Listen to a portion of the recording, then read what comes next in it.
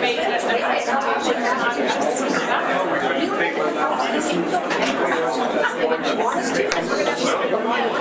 after you sign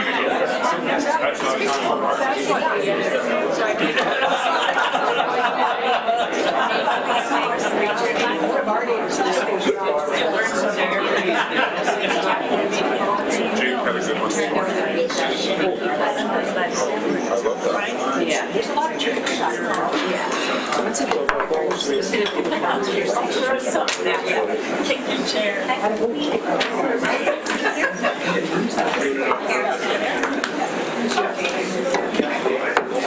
Mike's making around. Not my personal focus. Kick it down.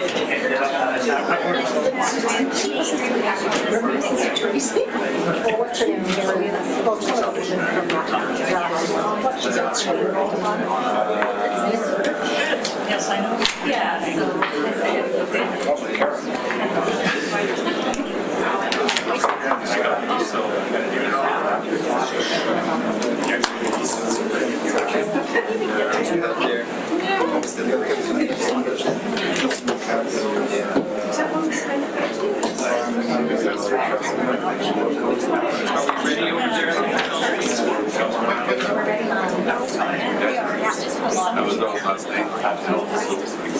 Good afternoon, everyone.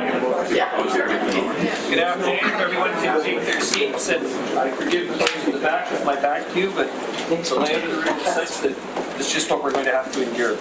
I want to welcome everyone to the February 11th Special Committee of the Whole meeting. I'd firstly like to recognize that we are on the traditional territory of the Snake First Nation, and our clerk today is Ms. Sheila Gurry. No introduction of late items. A motion for the adoption of the agenda, please. Councillor Thorpe, seconded Councillor Hemmons. Any discussion? All those in favor? Motion carried. Thank you. It's now on to the items on the agenda. Then certainly the first and most important is housing and homelessness. Over to you, Mr. Lindsay, please. Thank you, Worship. As yourself and Council is aware, we've been identifying a series of topics that we want to come and talk to you about and have these special committee of the whole meetings. And of course on that list, very high on that list, is the issue of housing and homelessness. So we have a full agenda for you this afternoon to walk through a few presentations. But at this point I'm going to turn it over to Lisa Volpulsing to kind of walk through introduction and overview of our presentations today. Thank you very much, Ms. Volpulsing, please.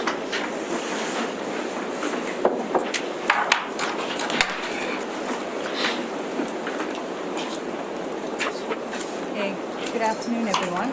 So today we're going to talk about several key issues that our community has been facing related to housing and homelessness. So on the agenda today, we'll hear first from Karen Constal, who will talk to us about affordable housing in Nanaimo, how we've dealt with it in the past and how we're going forward. Then we'll hear from John Horn, who will speak about homelessness in Nanaimo, again, how we've dealt with it and how we're going forward. This will be followed by a presentation from Signe Madden, who will be speaking on behalf of the Nanaimo Coalition on Homelessness. And then after that, I will be speaking with an update on the 2 temporary modular housing projects. This will be followed by a presentation from Dave LaBerge on the parks bylaw and how that relates to community safety in parks. And in closing, we'll hear from Cameron Miller, who will be speaking on community-wide safety. So with that, I'd like to introduce Karen.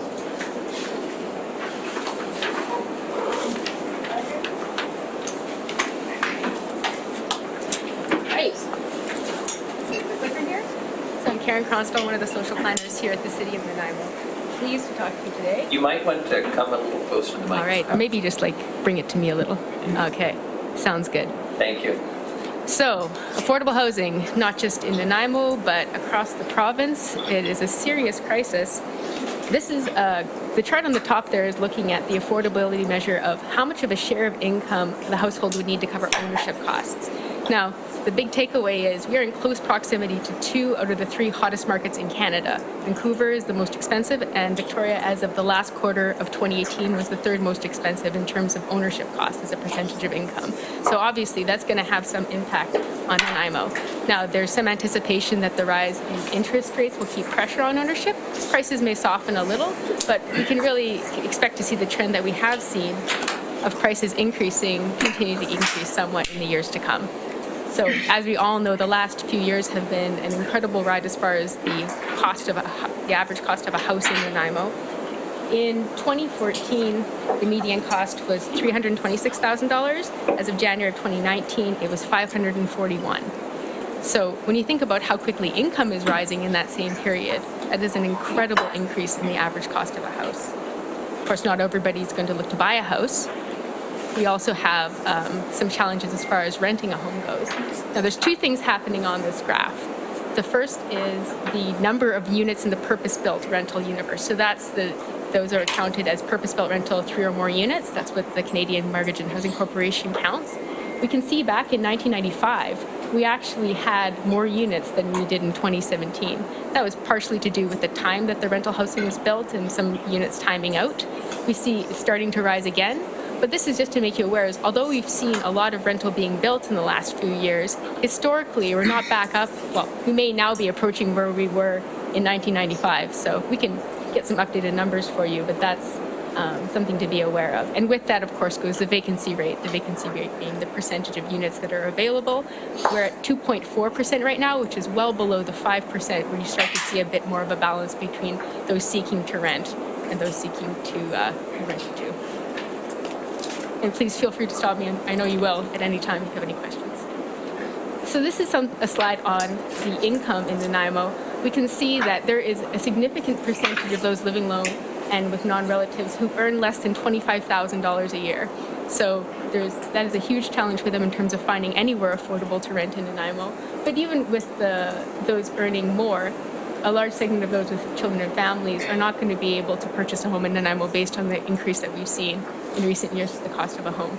This study, and actually it should say 8 times, this was a very popular news article last week from Demographia, which looked at the average median household income and the cost of a home, and it's actually now 8 times in Nanaimo how much you would earn in a median year to purchase a home. And a balanced market, this is 3. So you can see that this is really going up. This is really has gone far beyond what we expected. And for renters, it's just as bad, if not worse. Nearly half of all renters earn what we consider to be core housing need, which is when over 30% of your income is going towards housing costs. So that's just by way of introduction, is what is the challenge that we're facing and what have we been looking to address through all these different policy initiatives. You're very familiar, I'm sure, with the housing continuum. This is the range of housing options from emergency shelter on those seeking the highest level of government assistance, all the way up to market home ownership, where there's a very low amount of government assistance, typically something like first-time homeowners tax exemption would be an example. And I put below here some visuals of the different types of housing. You can see the Unitarian shelter is here on the lower left, and then there's Uplands Walk, one of our supportive housing units. Project with the Nanaimo Affordable Housing Society on Bowen, and then we have Summerhill. I always want to call it Summerland, that's the place. Summerhill, which is a regular market rental. You can see visually not that different, but addressing different parts of the housing continuum. Now, governments, of course, make some decisions where they want to focus, including municipal governments, where they want to focus on the housing continuum. Nanaimo, historically, as you'll hear, has focused more on the supportive housing end. But with the affordable housing strategy, we're looking to move further along the continuum in terms of proactive ways we address housing affordability. 3 levels of government. Obviously, they have different roles. So what is the federal government role? Well, they partner with the provincial government, and they invest through money transfers in affordable and social housing. They also provide financial assistance through things like tax credits. A key thing the government does for us is they provide us with housing research through the Canadian Mortgage and Housing Corporation, CMHC, which is where things like vacancy rates come from. And they also provide, as many of you are aware, mortgage loan insurance and loans to municipalities for purpose-built rental units at a very low interest rate. So that's something many municipalities have availed themselves of. And recently they adopted the 2018 National Housing Strategy, which has a 10-year commitment under the Liberals to increasing housing affordability, which was a big step. Now, one thing the federal government does in Nanaimo, which is very important, is we are a designated community through Service Canada, and we have been since 2001, where we get additional funding to address homelessness through the Homeless Partnering Strategy. Now, this is allocated through the coalition, which is another word for it is the Community Advisory Board, but here we call it the Nanaimo Homeless Coalition, which allocates the monies that we receive to the federal government. There are two streams. One is Aboriginal, and then there's just the designated stream. You'll be hearing more today about the action plan, which lays out how Nanaimo has decided to use this funding. The current agreement expires in March, but we have fortunately renewed for another 10 years under the program name Reaching Home. And that we are very fortunate. Like when I've started to work in this field, we're very fortunate to be a designated community because it's helped a lot. Provincial government. Well, as we're all aware, BC Housing, a Crown corporation with a mandate to develop affordable and social housing. It works with us. It also works directly with nonprofits and other housing stakeholders. And it offers strategic funding. So BC Housing doesn't just say, like, you know, who wants to build a project? They'll say, okay, we're going to hear pitches for projects for this particular population. So that's where we have to be really in tune with what their priorities are and how they're shifting over time. They obviously provide the legislative framework for all the things we do with land use planning, the Strata Act. They manage landlord-tenant relations. Another very important thing that they do is they fund Island Health, which offers a lot of the support services which enable people to stay in housing through things like the Assertive Community Treatment. Yeah, there we go. So the ACT team. I would just use the acronym and then you have to go back and check what it stands for. And of course they maintain the BC Building Code as well. So you might say, what has BC Housing done for us lately? Well, here are some projects. The one at 20 Prideaux Street and 10 Buttertubs, both through Nanaimo Affordable Housing Society for seniors. Then there is a project coming up on Uplands Drive for Nanaimo Associated Community Living. There's one on Rosehill from Vancouver Island Mental Health Association. And these are all in different stages of development and approvals, but they're all been funded. 2020 Estevan, as you're aware, those are market units that are at 80%, half of them are at 80% of market. So that's sort of at the upper end of non-market rental. And then there's another project on Bowen for rent geared income, I believe, through the Nanaimo Affordable Housing Society. And of course, the redevelopment of 599 Fifth Street, formerly King Arthur's Court, now Sinala. So this is just to give you a sense of the projects that are underway. Now, this is a slide more generically on the role of municipal government. So it includes things like the regional districts, regional growth strategy. It's one thing that municipal government does. We adopt plans like the official community plan, the regional growth strategy, the affordable housing strategy, and then we translate those into housing-friendly zoning bylaws, which Nanaimo has done and we're seeking to further. Municipal governments can offer property tax exemptions. They can pay for the works and services that go along with new projects. They can offer development cost charge exemptions, which the City of Nanaimo does through our GCC bylaw, 50% by right, as long as you're an eligible organization or project and you have signed a housing agreement. So sometimes you'll see people coming to ask for the additional 50%. That's on top of the 50% they can get through the DCC bylaw. Municipalities can provide land or buildings and critically can play a leadership role by working with our partners to leverage what actions and funding we have to get more. Now, Nanaimo specifically has done this and I think some additional things. We play our leadership role in the coalition. And in fact, this year they got a $36,000 grant through the social planning grants for communications function, which up until now, all communications and coordinations has been off the side of various people's desks. Thank you, United Way. So this grant was given to United Way from the social planning grants for that. Our zoning bylaw, as many of you are, has actually been fairly progressive historically, or an early adopter of secondary suites and carriage houses and rooming houses, things like that. So as we move forward, we're actually advancing on good work that has been done in the past. The municipality has rent supplements that we give to the John Howard Society. It pays for 6 to 8 per year, depending on how big the supplement is, for allocation to homeless individuals just to get them into those units, yes. You're saying we were an early adopter of these density bonuses and secondary suites and that sort of thing. Has that made a difference between us and other municipalities, or? We get calls all the time, believe it or not. Yeah, we get calls from people who are just now adopting secondary suites. I think we haven't had as many carriage houses, and that was one of the things we looked at in the housing strategy is why do we only have like 100 and some carriage houses since the beginning of allowing them? Part of it is the cost, part of it is having to choose between having a secondary suite and a carriage house, so we're looking at possibly changing that, or, yeah. What I was kind of hitting at is there other municipalities who have adopted this later but are actually farther ahead of us in actually production of these secondary suites, properties, that sort of thing? I am not aware of any. It's possible, but typically when I've gotten feedback on Nanaimo, it's been that we were quite early to do these things and people are interested. I mean, there are some things that other people are exploring now that we haven't explored as much, like tiny homes, but whether that's going to move the needle or not is debatable. Yeah, good question. So rent supplements, we have a few through the city. Most of the rent supplements are through the homeless partnering strategy funding, but there's parking variants, not just for social, but for affordable housing projects. As you all know, parking is very expensive, so if we can get parking right and make sure we don't have excess parking at these projects for people who may not have a car, that's ideal. Development cost charge relief, and we have contributed to works and services for some supportive housing. We've provided land, obviously, in the past, and you'll hear a bit more about those projects from John. Social planning grants have been used to address issues related to homelessness, such as the low-cost dental clinic and providing a truck for the food bank, as well as capital support for things like the New Hope Emergency Shelter, renovations to the Samaritan House, and critically operational dollars for the extreme weather shelter, which came out of the Housing Legacy Reserve. We'll do other things that you're aware of, such as funding the shower program and the food bank warehouse. Well, may not be aware that we paid for a warehouse in the past. I think we bought the building, is that right, John? Half a warehouse. Half a Paid for warehouse. half. Well, you know, start somewhere. I would be remiss to imply that it's only government. Of course, there are a ton of other stakeholders involved in the housing landscape. Many of the agencies you see represented in the back here today who are part of the coalition, doing good work to develop housing, provide social services and supports.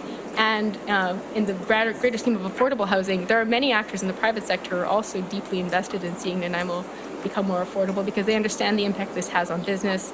They want to see this community be sustainable for their children. So there are a lot of actors in the private sector as well. And some of them have partnered in the last 2 years with nonprofits as well too. I think the project that is happening on Bowen is a partnership with a private sector developer, Nanaimo Affordable Housing Society, and BC Housing.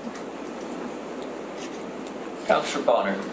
Thank you, Your Worship. Yes. Another question. Have we ever looked at the possibility of partnering up with, say, BC Housing and developing a property with the idea of doing mixed, where we have commercial or office spaces on the first floor and residential above that?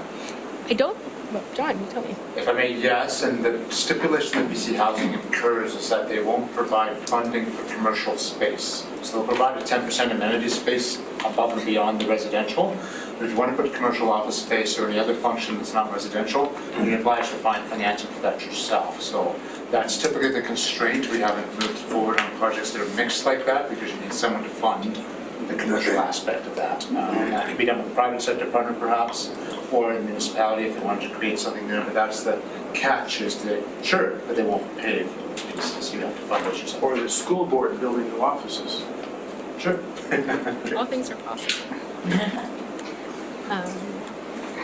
So this brings us to the affordable housing strategy, which I know you're all very familiar with, so I won't belabor the point in terms of its overall objectives. You can see with the stats we just looked at, increasing the supply of rental housing is key. But there's a number of other aspects, supporting infill and intensification in existing neighborhoods. We want to maximize the infrastructure we already have. We want to diversify housing forms, so there's more options for different types of people that are more affordable than their typical single-family dwelling. We want to continue to support low-income and special needs housing. As you saw with the projects that we just listed with BC Housing, none of them are actually supported housing. They are, with the exception of the one through Vancouver Island Mental Health Association, that one is supported, but it's specifically for their clients. They get a lot of referrals through Island Health, so there are definitely some areas where we can have more different types of housing. And of course, strengthening partnerships and connections. We couldn't do it alone, we wouldn't want to. So we want to continue to work with the coalition and other partners, BC Housing, to do the best we can for Nanaimo. So what are we doing right now with the affordable housing strategy? Best part, you guys are getting a report tonight on the short-term rental accommodation regulations. So that's the first step there. We're also looking right now with building inspections at the adaptive housing bylaw. Adaptive housing is one step on your way to accessible housing. Many municipalities, well, some municipalities have a minimum requirement for multifamily in terms of how many units are adaptable. So we're looking right now to see what's best practices, what's reasonable for Nanaimo, and moving forward on that. Current planning is helping us, or I should say leading a community amenity contribution review. We're helping them. So that's looking at that community amenity for rezonings that is part of our process, and whether it's still up to date, whether it needs revisions. Right now we're also working with GIS to map and inventory all of our existing rental stock. As you saw, sometimes there can be waves of redevelopment. And one of the issues with that, redevelopment can be great, but it can also be the loss of the affordable market rental. People who have an older stock where the rents haven't gone up for many years, it can happen in waves. If there was a wave of construction, it could also be a wave of it ending, so you want to be well aware of where things are at in terms of timing out. We're doing some rental zoning research. I'm not sure if any of you saw that article a couple weeks ago about New Westminster bringing in rental zoning for some of their properties. And that's a new tool that's just becoming available to municipalities. So we're doing some research now to see if that's a good idea for Nanaimo, and if it is, how we might work it into the future of zoning. Here, the last piece here, looking at site acquisition for affordable and supported housing. We're looking hopefully in the future to have more land available for those types of uses, but we want to make sure we have solid criteria that we understand how to balance these things. So that is it for me. But Councillor Marvin? Hi, through the chair, thank you for the presentation. At the very beginning, when you were giving the numbers of the rental units that are increasing, does that number include secondary suites? Is that No. rental units or? excellent question. That is just the purpose-built rental universe. So when CMHC does the counts, they're looking at things like 3 and more units. So if someone purchases a condo and rents it out, that's not counted in those, nor does it count any secondary suites. So it is something we considered in the affordable housing strategy in terms of how many units are out there. We did a remuneration of that. But it's also difficult to know because there's a large number of suites that we're not technically aware of. So there's that whole universe. But one other thing to be considered is that they tend to be more expensive. Everything in the secondary market tends to be more expensive because it tends to be newer. Not necessarily the secondary suites, but people renting condos. So that's one thing. When we're tracking rents, it tends to be the stuff that's been in the universe and isn't going up as rapidly. Okay, thank you. All right. I will turn it over to very my much. learned colleague here. If there's any other questions. Mr. Horn?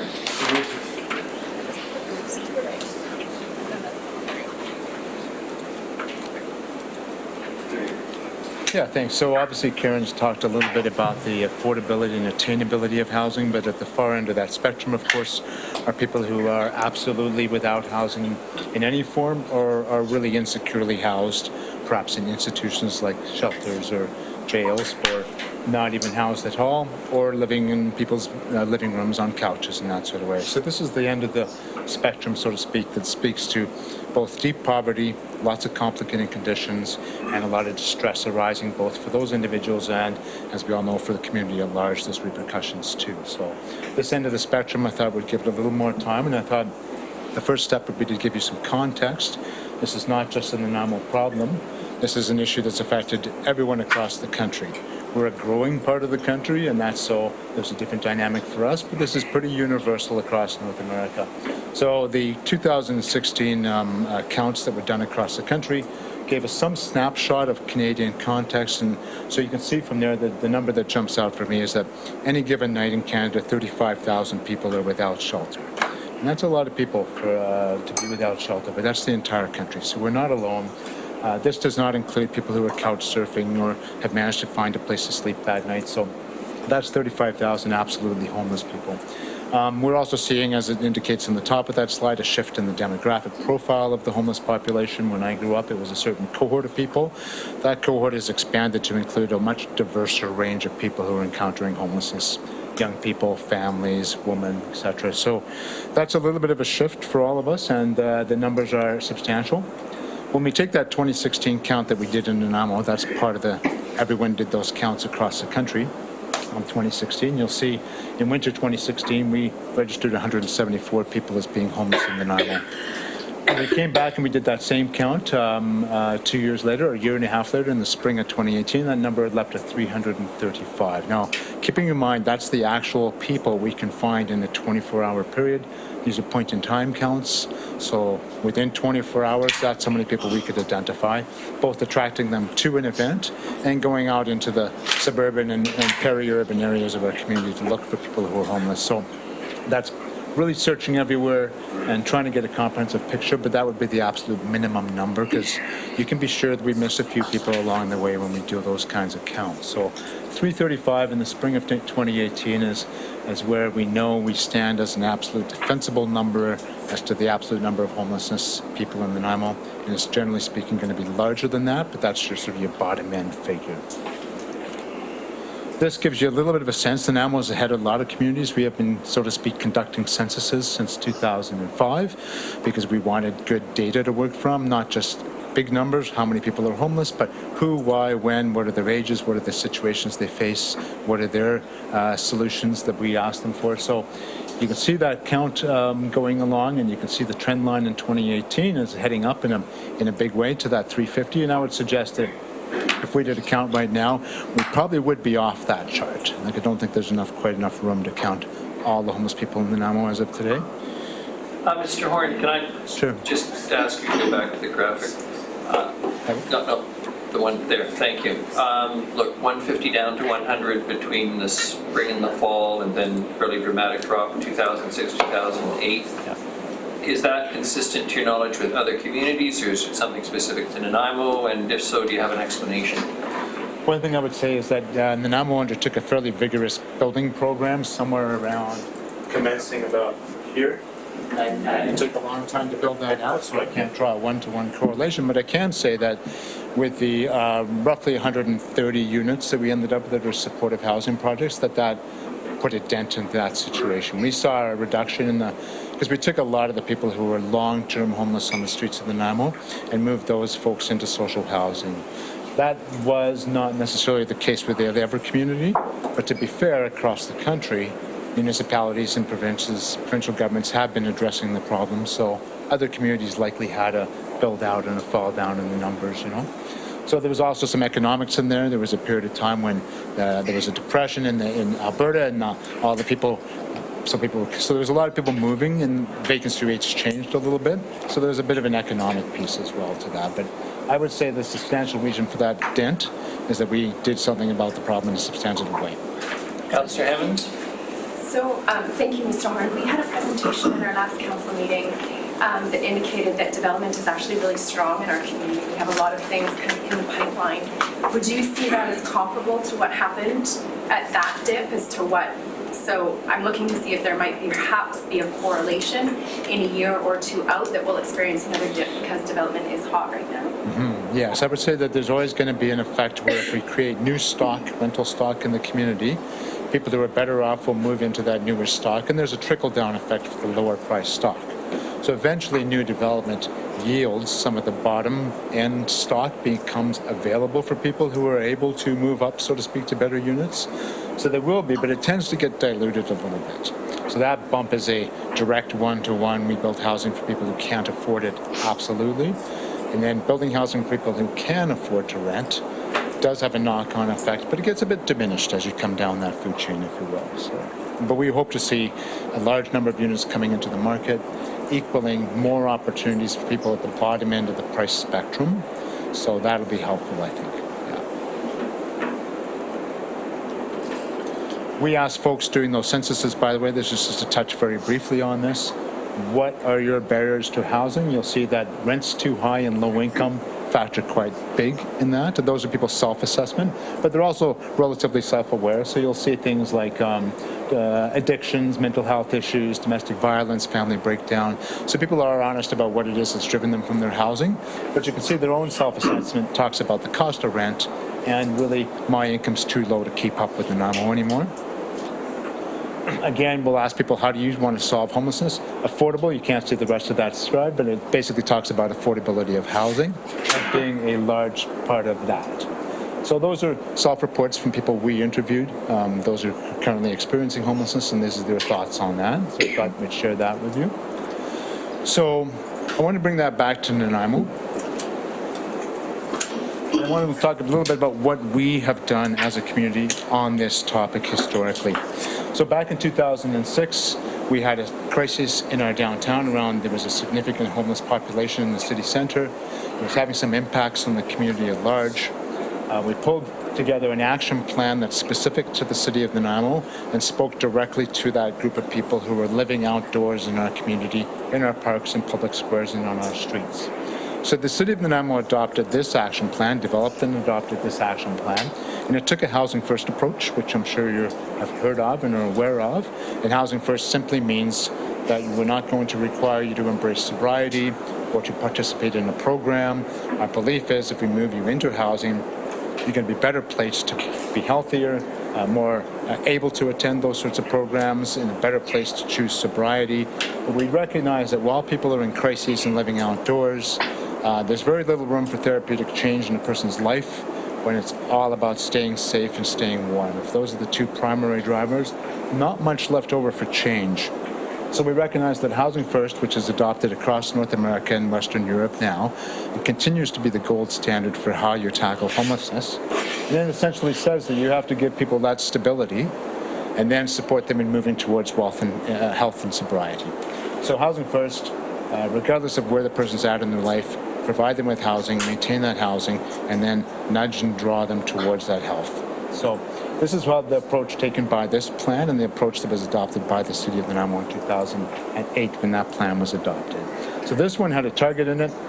We asked for 160 affordable and supportive housing units. And I want to just give you a sense of what we did with that ask. The provincial government agreed to that ask. They signed a memorandum of understanding.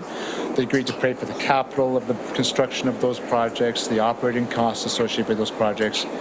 We were asked to provide the real estate for those projects to land on and provide some development cost charge relief and works and services and a variety of other little bits and pieces.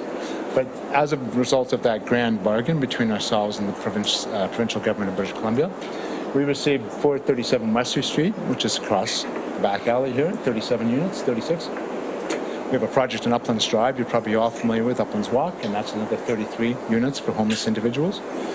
Boundary Crescent, another project that was aimed squarely at supportive housing, and that's by the hospital, and that houses 41. And then we have youth and elders housing up on 10th Street. That was part of that process, that MOU process, and that's housing Aboriginal youth and elders together. We have Bowen Road, which is the Nanaimo Aboriginal Centre, and that provides support and housing to Aboriginal families and individuals. And 1406 Bowen Road, which is, 477 10th Street. And yes, and the Assertive Community Treatment Team come out of that as well. So in short, a number of supportive housing projects, some affordable housing projects came out of that. We supplied the bulk of the land for that to happen, and the health sector kicked in with an action team, a community action team. So a little bit of an outcome from that dialogue and that process. Councillor Sterling? Yes, Your Worship, through to you, Mr. Horn. So the numbers you showed up there, is that a transient number? In other words, they get over whatever their issues are, do they move on to other housing or Yes. are they there forever? Ostensibly, once an individual is stabilized and they can move on, then they are encouraged to do so if they no longer lack the supports.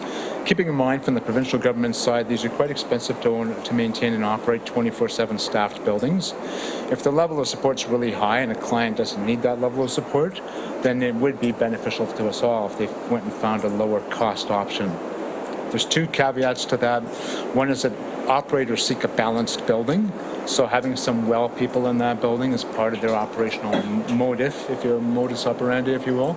That helps keep the building balanced and manageable, so they don't automatically ask you to go if you get better, because they know that's a really healthy piece of a building too. The second piece is, and the constraint they identify is, right now they're living in that apartment paying $325 a month or whatever the magic number is.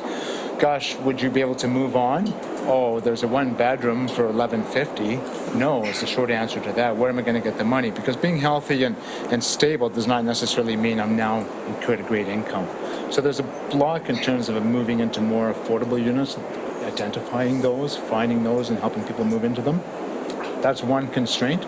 And then secondly, we do recognize that for some folks who've been on the streets for 20 or 30 years, they've done enough damage that they're probably never going to leave supportive housing. And that's the reality we accepted when we built these projects, was that some people are going to be there for life.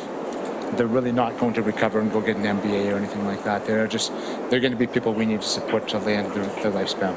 Councillor Armstrong and then Councillor Bonner. Thank you, Your Worship. Through you, Mr. Horn. Do we have statistics to show how many have been successful in those supportive housing to be able to move on? Yes, I don't have those numbers, but I can ask the providers for that, and we do see some successes. So some of the successes are still living there, but they're sober. Some of the successes have moved on. So it's a bit tough to define success, but if you're looking for flow through out of the building, we can get to that data. If you want a broader definition of success, we'll probably get into more anecdotal stories about the buildings and who's come and go from them, but It just goes to where when we were looking at the Chase River, that we were looking at that particular project Yeah. as being that second step, Yeah. but then found out that we weren't entitled to do that. That's right. So I just think that's something that we need to seriously look at because those people still need supports, but not in-depth support. right. And I do think it is tough for them to say we would like to move people to move along, but if they can't because there's no rentable buildings in the town, is that their success or failure, or whose is it? So we do have to disentangle those things, but we're happy to come back to you with a much clearer picture of the movement through those buildings. Absolutely. Councillor Bonner? Thank you, Your Worship. It's very good, Mr. Horn.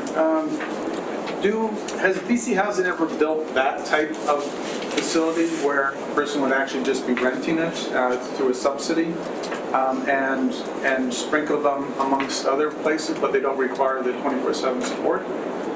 So you're asking if they have actually provided rent subsidy to people to live in market housing or in No, purpose-built? have they built purpose for people who ordinarily would be in market housing, but we can't get them there because we don't have it? Yes, is the short answer to that. I think. I think I understand you, yes. Like these projects that we recall Yeah. not supported.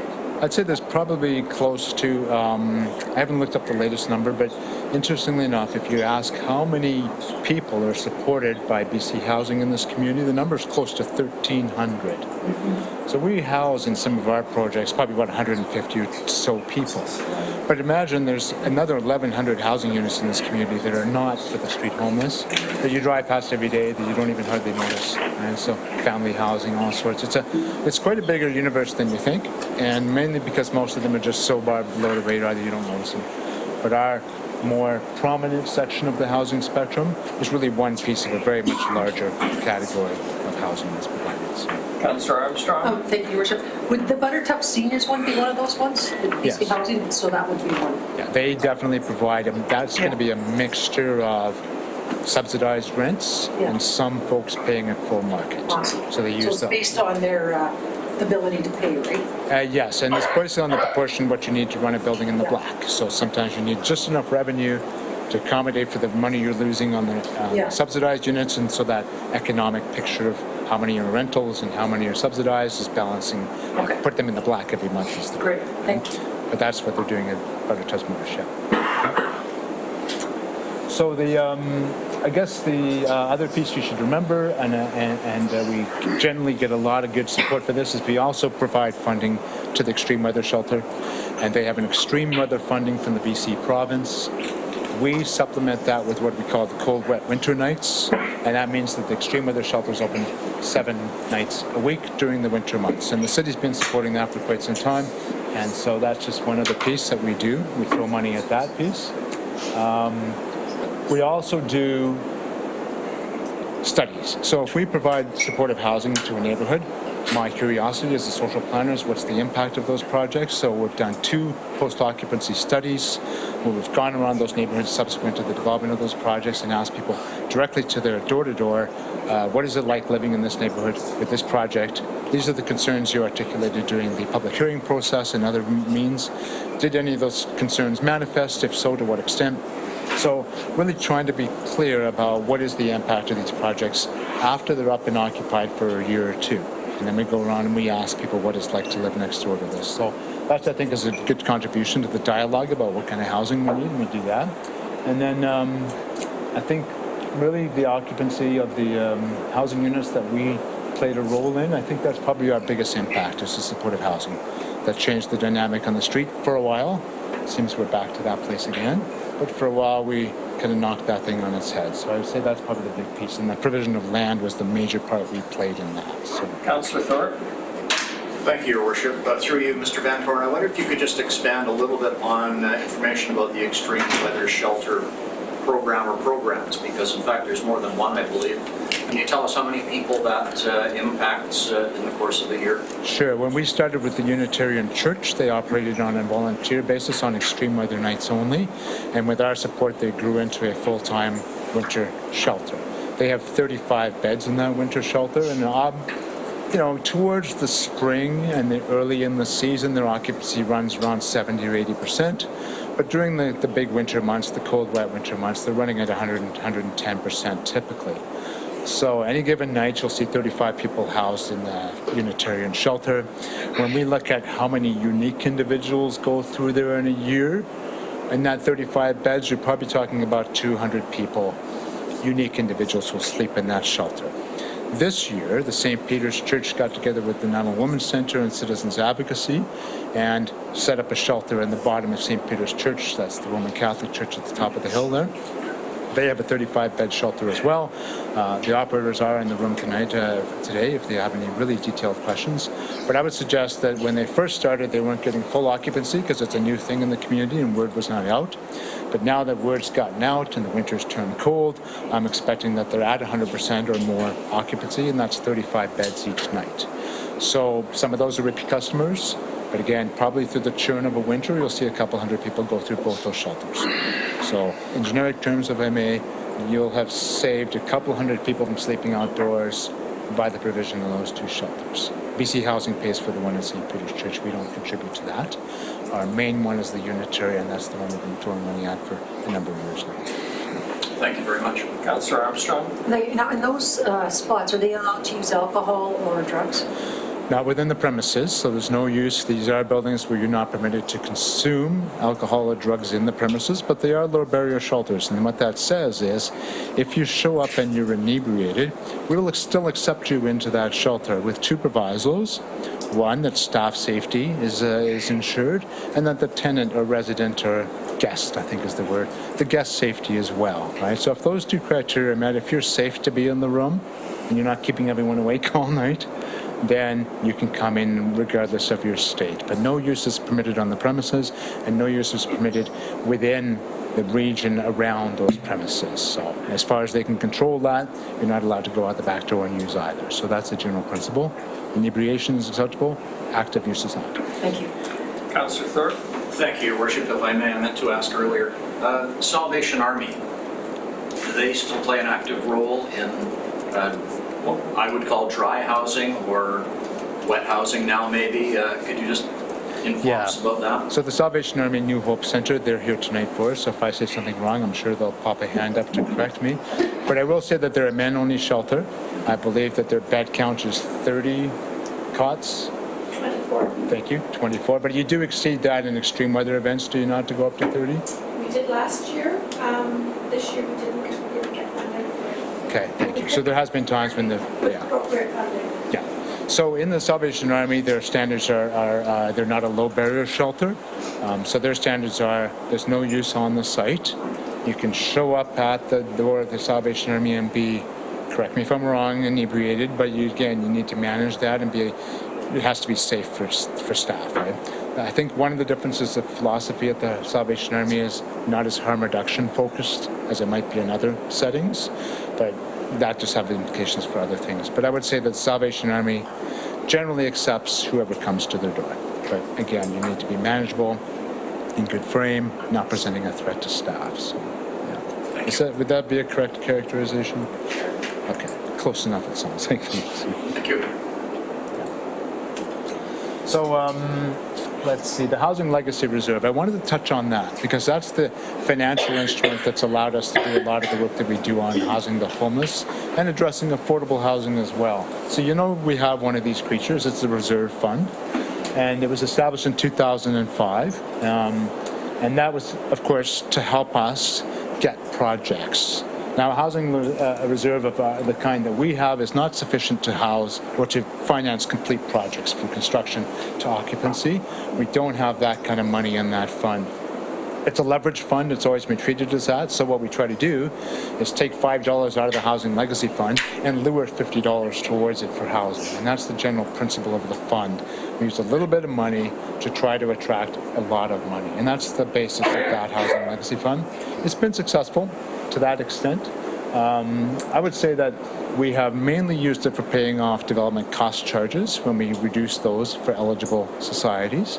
We've done some works and services with that money around the supportive housing projects. That means sidewalks, streetlights, sewer connections, that sort of way. We have looked at renovation costs. We provided some to the Samaritan House folks when they needed some renovations, to the Balmoral Hotel and other parties who've needed some additional water lines or things like that, so we provided some funding. And then we do actually have a set objective in there that we can use that fund to acquire real estate.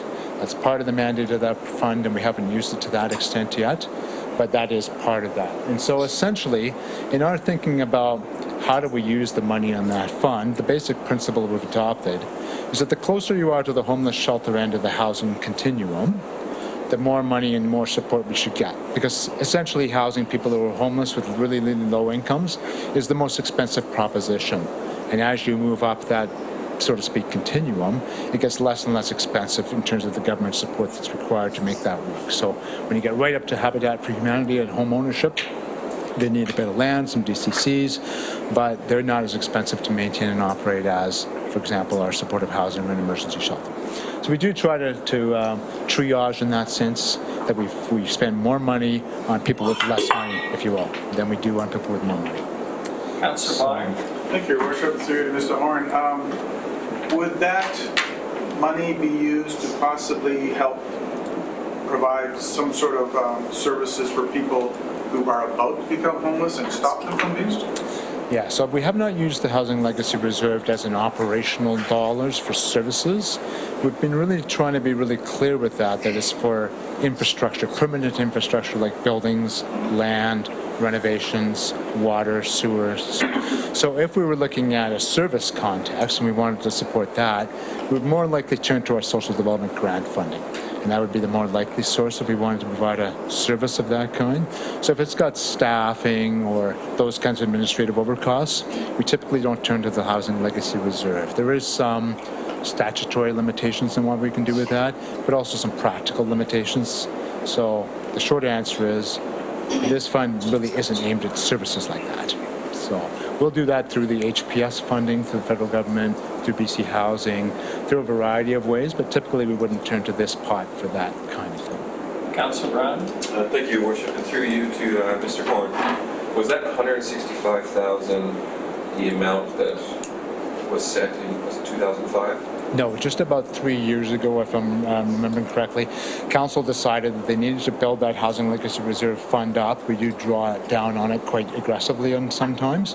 So they allocated an annual contribution towards that of 165,000. I think it was 4 years ago, out of general taxation, if I'm not mistaken. What was the initial seed funding goes to? Sorry, and in 2000 and I'm going to say 2012. We'll have to check that. Council put $2 million into that fund as part of a property acquisition. We were clear there wasn't enough money in there to buy land anymore. It was too small a pot. So there was a $2 million allocation into that fund for that purpose, which sits in there still. You'll see that number of $2,270,127 is ostensibly what's left in that fund. But you saw the list of projects that's coming forward. Each one of those has asked for a 50% reduction in their DCCs. So by the time we issue building permits for all those projects, because that's the trigger for us paying for those DCCs, that number will be substantially lower because we've spent, we've got a couple $100,000 in commitments to those projects that are in the development pipeline right now. And they'll come due really soon and that number will go down. So just so you're aware that there's a bill pending on that dollar amount. But that's what sits in that account at the moment. So that's the Housing Legacy Fund, just to touch on the coalition, which is the work that you'll hear a bit more from our colleague Sydney Madden at the United Way. We've been a member of that coalition for a long time. In fact, the first coalition was founded by the social planner for the city of Nanaimo, not myself, my predecessor, and they got us in there as a designated community, and that's really why we get that money. But we've been part of that coalition since the day it started in 2001 and have been consistent members. The mayor has paid for lunch for those folks for years now, not just this mayor, but all the mayors. And we've provided... I want to make it clear, this is city money, not personal money. Absolutely. Yes. And then we've hosted the meetings here because we have the biggest space and the best parking. So that's been our role. We've been chair of that committee, members of the staff, and we've been sitting on that committee, and members of political officials have been members of that committee. So it's been a long-standing format that we use, and that's because everyone who does anything around homelessness comes to that room. We try to coordinate our work, strategically align our work, and really try to keep up to date on what's going on with everybody. So That's really that coalition. You'll hear about a bit more about that from my colleague. The coalition has adopted this document, which came to council, I think, about a year ago for the review, and they I believe the term has accepted that report. And so this is really a companion in some ways. We don't call it a companion document, but it is in some ways a companion to the affordable housing strategy. So while the affordable housing strategy looks at the affordability and attainability of housing, at the very deep poverty end of the spectrum, it gets a lot more complicated than just how much does it cost to build an apartment building. It gets into health issues and complicating socioeconomic factors. So this plan really has to have a bit of a deeper dig than an affordable housing strategy into those kinds of issues. So that's what that plan does. Sydney may tell you more about that. But it really is a document that speaks specifically to how are all three levels of government and all the funders at the table and all the people who play a role in this. This is a jointly developed plan by all of us to determine what strategically we need to do over the next decade so we can start to have an impact on that number of homeless and to deal with the incidence and the prevalence of homelessness in our community. So I'll let Ms. Madden talk more about that, but just so you know, that is a plan that we have worked out, have adopted, and that is the guiding document for us going forward and how we do that. What I'll do, I think, is I'll leave this for the moment, and then I'll ask Sydney to... Thank you, Mr. Horn. Ms. Madden. Ms. Gurry. We're just going to change the PowerPoint for you. Let me see 1 second. All right.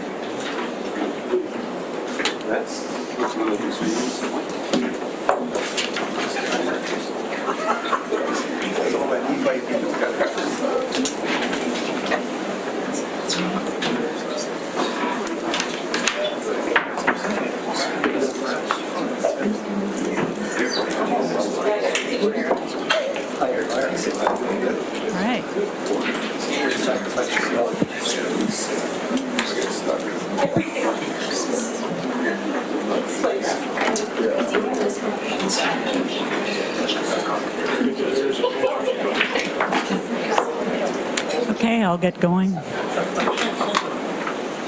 So I'm Signe Madden, and I'm the Executive Director of the United Way, and I'm also sometimes I'm the co-chair. I have been the co-chair of the Homelessness Coalition. At this present moment, I'm not, but I'll get into what the United Way does, two roles that we play. Obviously, we've got a crisis around homelessness in our community, and that's ongoing. I know in speaking with Island Health on Friday, one of the comments that I heard was that we're this close to another tent city, and that our RCMP and others around the community are saying there's at least 35 to 40 folks in encampments around the city. So this is, while I'm going to be talking about a little bit about history, i.e. point-in-time counts and some of the stuff that John already covered, but the framework of why I'm up here, and obviously we're all talking about this is a crisis for our community, and just because we've addressed Tent City and those of you who are so active in that process through the summer, if we don't plan and make some changes in the next little bit, we're really going to have to address that same situation again. So that's the context here. So I'm not going to spend a lot of time talking about what we saw in the point-in-time counts 2 years ago. What John didn't address, and he and I chatted before this presentation just that I would highlight, is 70% of the gender that you see in the homeless are men, 30% are women. Obviously, the First Nations or Indigenous population is quite high. It's a third. Most of you probably know these stats, but I think it's worth having a look at that. Obviously, the age piece. One of the things I often hear when United Way and we're out working through the fall campaign time is people think that the homeless are men only, and they're often the most chronic homeless folks, and that's not the case. And so we're seeing an increase in younger people who are homeless, and the affordable housing piece is obviously a big part of that. John highlighted the fact that from our winter count of 216 and our spring count of 218, we've doubled in terms of absolute homeless. And the other piece that I speak to a lot from the United Way side and the coalition side is the question I get asked, are these people coming in by ferry, coming up from Victoria, wherever? And as you can see from our stats, from our point-in-time count, 80% of the participants had not moved to Nanaimo in the last year. So you're talking about a significant portion of folks that are our own homeless. Some people are moving here because of the affordable issue elsewhere. Most have lived here for 5 to 40 years. Councillor Gesselbrock? Through the chair, Ms. Madden, and maybe this might be for Mr. Horn. Just curious, have we looked at any comparisons to other jurisdictions and cities the same size as Nanaimo within BC and in Canada to get an idea of like where we're at comparatively? Yeah, in fact, obviously BC Housing, the point-in-time counts have been historically funded either by municipalities or the Fed dollars through HPS. This past year, BC Housing worked with many communities across the province to do point-in-time counts, and without federal dollars, the United Way was driving or participated in the counts up island, several of the counts. So there's actually a report that we can share, John or Lisa or somebody can share with the council members, comparing community by community that were participated in the 218 point-in-time counts. And it's interesting. Like, you can see difference from community to community in terms of the Indigenous makeup, the age groups. Our community, and I haven't looked at it probably in a month, when the last time we were talking about the comparisons, but obviously ours, what we have seen in ours compared to some of the communities up island, in particular where our United Way is active, is that Indigenous percentage is higher in some of the other communities out of Nanaimo. Cowichan in particular is. But that's data we can have available if council members want that. I would only add that historically our sister cities of Kelowna, Kamloops, Prince George, those are the communities that we set ourselves against. They're roughly our age and size, and typically we run parallel to each other in terms of the quantity. Sometimes Kamloops gets their act together and builds a bunch of housing and some dip, but we've been watching them since 2001. How do we do with our sister cities? And generally we're all in the same place. So essentially, we're on par with our peers, minor differences, but generally we're all in the same place. And obviously the work that the city did and worked with the DMBIA and others, RCMP, back in 2008 made a huge difference in our community. And so as a United Way that's regional in perspective, most of the other communities on the island have been deeply envious of the strategic work that the city of Nanaimo and the agencies on the ground did in 2008 and 2009, because that meant we built housing and many of our chronic homeless got housed. And so what you're seeing here in the point-in-time counts in the last 2 years is when we haven't done that significant work, and obviously the affordable issues of affordable housing. So I never like to remind people of I don't want to say I told you so, but I'm going to say that. In June, we came in front of the council and shared both the point-in-time counts and the initial framing around an action plan to address homelessness. And the quote that came from the consultant that we worked with to develop the action plan, that was the quote that they had, and we had reminded the council, put bluntly, Nanaimo faces pressures that threaten the integrity and sustainability of the current service system if not addressed. And we had pointed out that folks spending time homeless is increasing, and the homeless are local people. Obviously, since that presentation, we've had Tent City, and that's highlighted many of the issues. The fact that we need more builds in terms of supportive housing, and we need a more coherent process to address this crisis. So not going to spend a lot of time. Those are the stats that we've already addressed. Here again, I think John and others have, and Karen also spoke to this.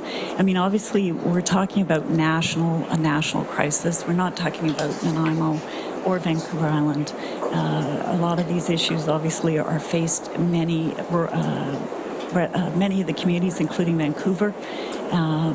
but there they are: lack of affordable housing, addiction and mental health issues, and the gaps in services. And going back to the quote in the last slide, what's been happening on the ground in our community, and those folks at the back of the room who are service providers, have been trying to address and serve clients without any place to refer them to. And so you've got service providers who are, we get them every day in the door at United Way as well. People looking for options and a place to sleep or a place to move to or deal with their addictions. And we just haven't had enough resources to address that. And so these national, provincial issues are obviously happening. And then when you've got double the number of homeless on the ground and no place for them to refer to, it puts a ton of stress, obviously, on those who are service providers, the RCMP, and fire. So I think John spoke to this quite well, and Karen covered it as well. We've been blessed in this city because there was foresight and planning done a decade ago, and a lot of what we have on the ground in terms of resources are there because of that work.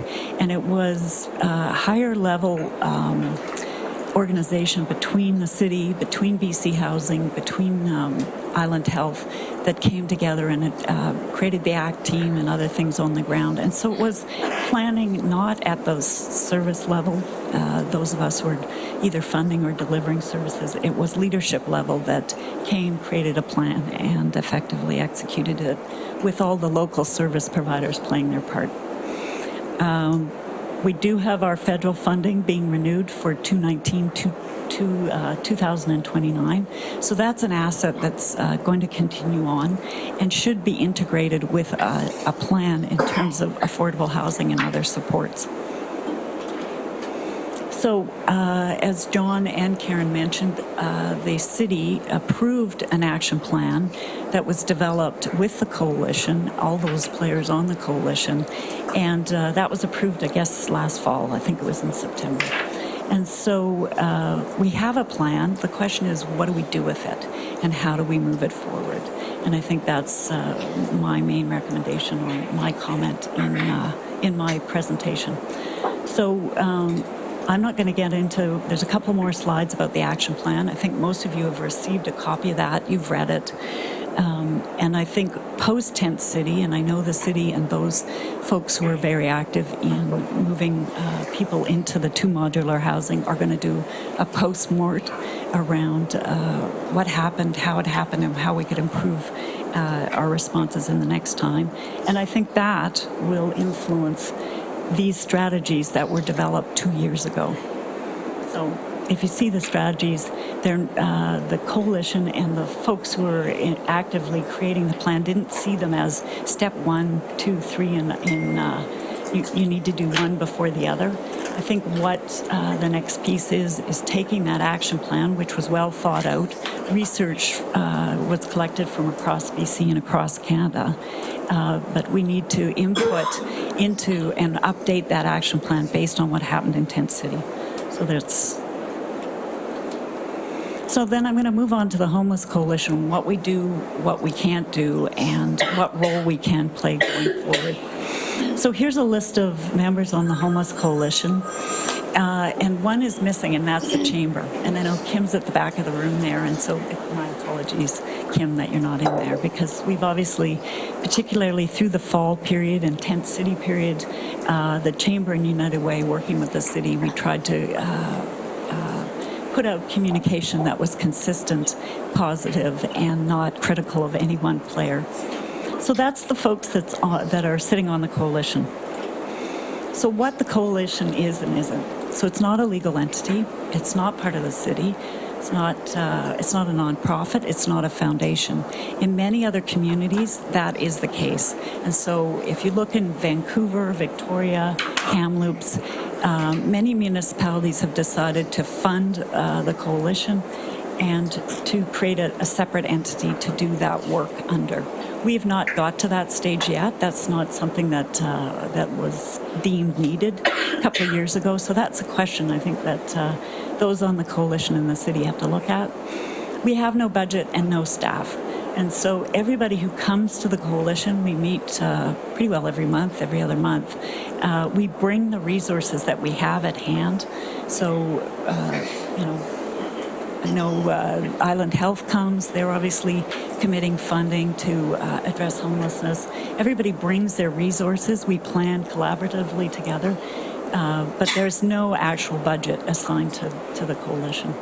We do research. It's a formal place to approve the federal investments that United Way supports that function.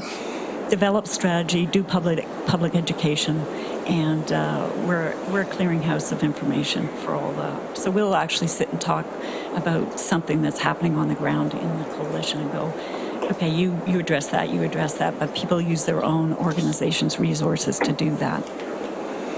So quickly, just to review what the United Way plays on the coalition. So we get federal funding, and so we wear the hat of being the community entity for those federal funds. And just to show, or just to remind you how important that is for the community, in the next federal 10-year plan that the feds are rolling out now, and we're getting funding under, there's only 4 communities across the country that will get new designated funds for across the entire country. And so this is the fact that we're managing close to $1 million and investing that into our communities was foresight long before I got to the United Way, and I'm assuming that was Dave, John, and others who were active around in 2001, 2002. Councillor Gesselrock? Chair, Ms. Madden, I'm just curious, that $1 million, is that for homelessness specifically, or is that for all United Way programs? Homelessness only. So our budget is just under $3 million, United Way. Just under $1 million of it comes from the feds to address homelessness. The rest of it we fundraise and then manage in many other programs and grants. And so just so people are clear about United Way's role, our role on the coalition is twofold. We have to make sure there's a community process to invest those federal dollars, and that's one of the roles the coalition plays. The other piece, obviously, is we inspire donors, invest in United Way grants to help the vulnerable. Often, those grants from United Way donors also are helping the homeless. Councillor Armstrong? Thank you, through you to Ms. Madden. Building on what Councillor Bonner had said earlier, can those funds be used to help people that are on the verge of eviction because they just can't make their rent, or? Yes. And is there a process that they have to apply for that's out in the community, so to speak? So usually the way the HPS dollars, we, the coalition, not we, the United Way, we go through a process, determine a community plan, and that's why the action plan is so key. So if we, as a community, decide through that action plan that a good chunk of the federal dollars can be used to prevent homelessness, that's something that can be approved through that coalition. And so every couple of years, we go through a community planning process just around the HPS dollars, and that community determines where those dollars go. And part of our challenge is right now, there's no place to move people to, right? But yes, over the last 2 years, both in Duncan and Nanaimo, we've been moving funding to housing loss prevention. So that's to give short-term, 2-month rent supports. We've seen this particularly with women who've their partner and they've separated, and suddenly they can't afford to pay their rent. Their kids are there in the apartment. They don't want to lose their apartment, and they're wanting to get a roommate. We'll through the HPS dollars fund 2 months worth of rent, a rent supplement. So that is a possibility. Well, HPS historically in our region has not paid for infrastructure, so we don't use it to build facilities. It's for services. Who at the back of the room is getting HPS funding and delivering services? Maybe stick your hand up. A couple of the agencies. So obviously, many of the services for the current homeless on the street are receiving services to either help them stay housed, not go into homelessness, or to move through and get into housing. Thank you. Yep. Any other questions? So that's what we do as a community entity. And I think the bottom point is something that's of worth noting.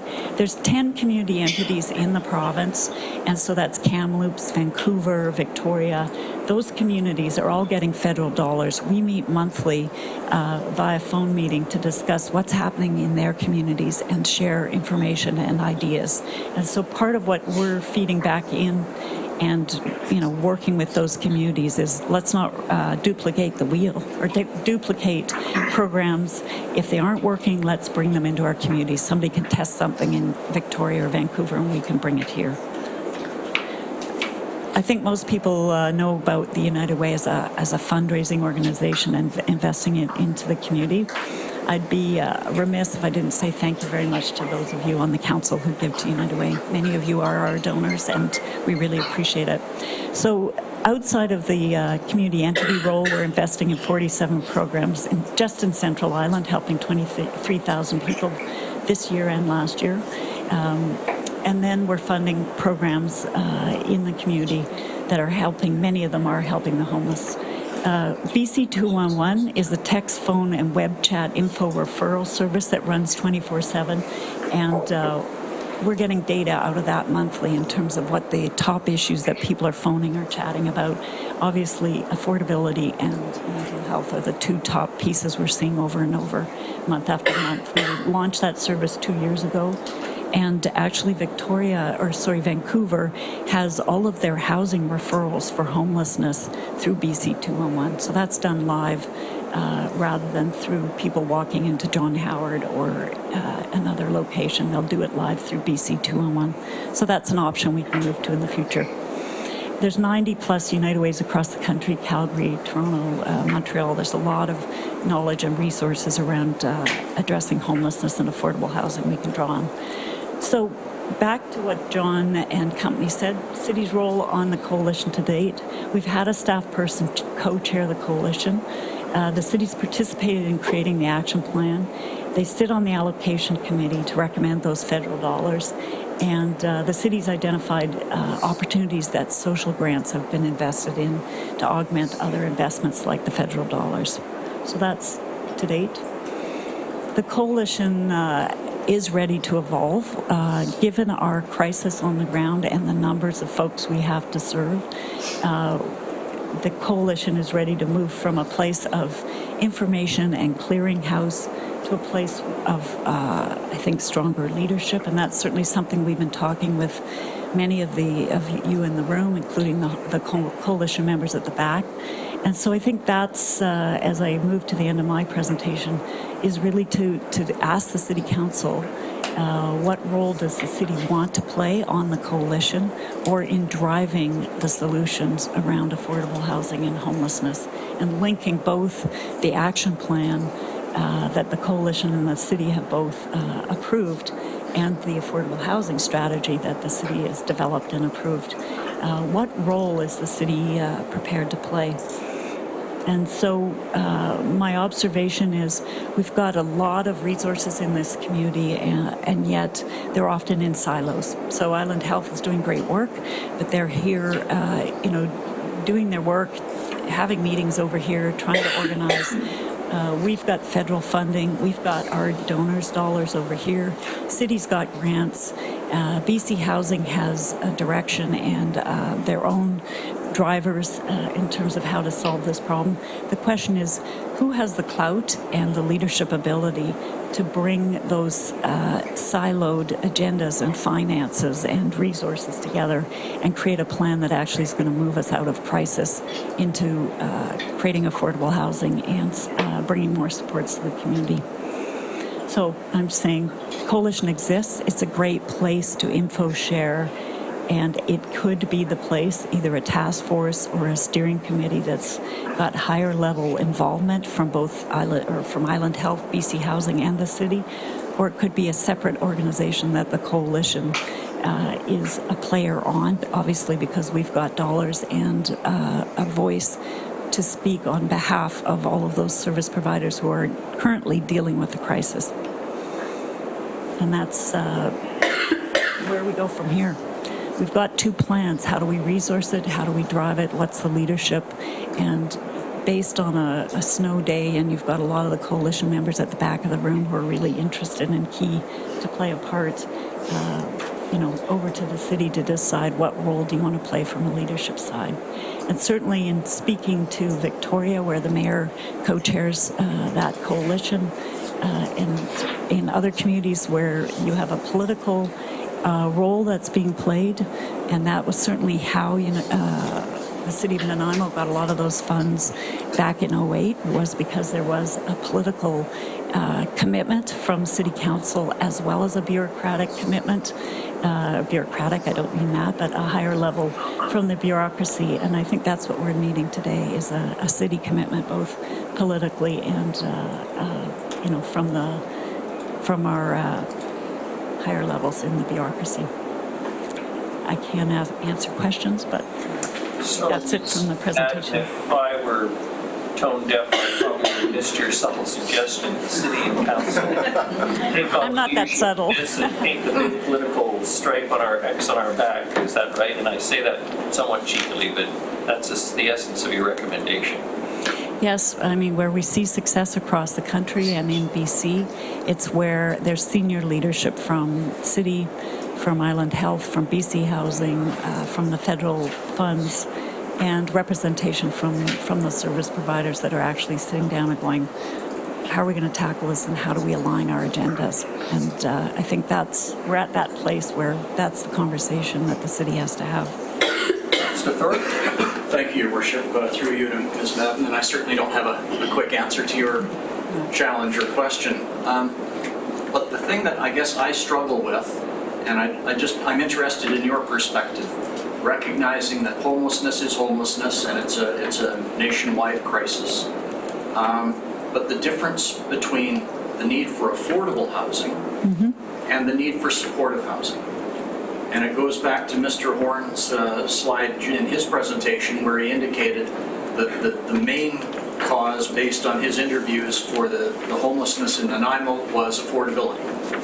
And I think down the list in number 3 spot, if I recall correctly, was mental health/addictions. And yet what council continually is bombarded with is frustrations in our community over mental health/addiction aspects related to homelessness. And of course that's to do with the supportive housing units that have been established. So I guess what I'm trying to ask is, from your perspective, is it more a case of simple affordability, or is mental health and addictions having a growing impact on the problem of homelessness? Both and. Yes. Right? So what we're facing as a community is there's more folks who are, they're on the street and they are never going to be able to perhaps work. They're always going to need supports, both in terms of rent subsidies and in terms of mental health supports. And I think, Karen, were you the one that spoke to that? There's always that portion, and I think that's increasing. And then we're seeing people we have never, like when we talked about doing housing first in rental, market rent apartments and supporting like the most chronic homeless folks in 215, and we went to the RCMP and we looked through the book, who are the people we really want to get out of our parks and housed and everything like that. We've housed those folks, but there's more who are now in the community. So it's both. There's folks that have never, ever faced, they've never been homeless before. They're turning up at our office and in many of our, everybody at the back of the room is nodding their head. They're working people living in the shelters. They're young people, 23, 24 years old, who have 2 part-time jobs, and they can't afford $1,200 in rent or even $600 if they share with somebody else. So, that, while I know the city does not always want to take on that whole social side of the homelessness piece, and obviously we have, because we've been moving the dial for a decade. The fact is that whole spectrum of folks, people needing mental health supports, we need more resources for that. And then there's the people who are facing, they just can't afford apartments. and they are homeless, which means they're, and one of the most compelling presentations I heard at the National Homeless Conference was from Montreal. They'd had a shelter operating since 1880, and they changed how they, 1880, and they were saying, we're the city and we've been funding the shelter since 1880, and they said the big shift and the successes that they've had is they do not allow the folks who are newly just slipping into homelessness have any connection to do with those who are dealing with the mental health and have been chronically homeless. And that's one of the things I would hope in our action plan we'd address is those who are, just on the cusp, as you've mentioned, Cheryl, or those who are, have shortly been in it. We want to have certain supports and then other supports for the people who we know are chronic and need extensive supports. Councillors Armstrong, Turley, and then Bonner. Thank you. I think everybody recognizes that most of us want to really help homeless, but we have to, I think where I struggle is it's helping those homeless that want the help, and then there's the criminal aspect that are preying on that. So I think we have to find a way around that, because I think that's what's causing the biggest concern in the community. It's not the, out of the 160 that are housed, there's probably only maybe 20, maybe 40 causing the issues. And I think that's the issues we as council are being faced with from our citizens. So I think we need to find a strategy around that as well, because I think what we sometimes forget about when we put in our policies and stuff is the people that are in those surrounding neighborhoods and the impact it has on them. So I think we have to, when we start looking at that, we need to break it down into categories. And I think that speaks volumes to why the city needs to take a more active leadership role, because if you're part of developing and working with BC Housing and Island Health up front, that work is addressed in terms of smaller groups being housed in more neighborhoods rather than larger numbers. I know that's one of the pieces that's effective in other communities. Like I look to your big piece there where when you brought it up at the previous council that we need some dry resources. Yet the funding that's available from the provincial government is not for dry resources. So I think that's something that we as a city have to be really cognizant of when we're looking at our plan, is the funding sources and what it can be used for. Because there's an assumption out there that anybody that's homeless can go to these sites, but those are supportive sites, so there's qualifications to go there. So I think we have to be really, I think our messaging number one needs to get better. And I think we have to sit down as a council and determine the priorities based on the plans that have been given to us. I would make one other comment about that, in that I'm a fundraiser and all funds come with certain parameters.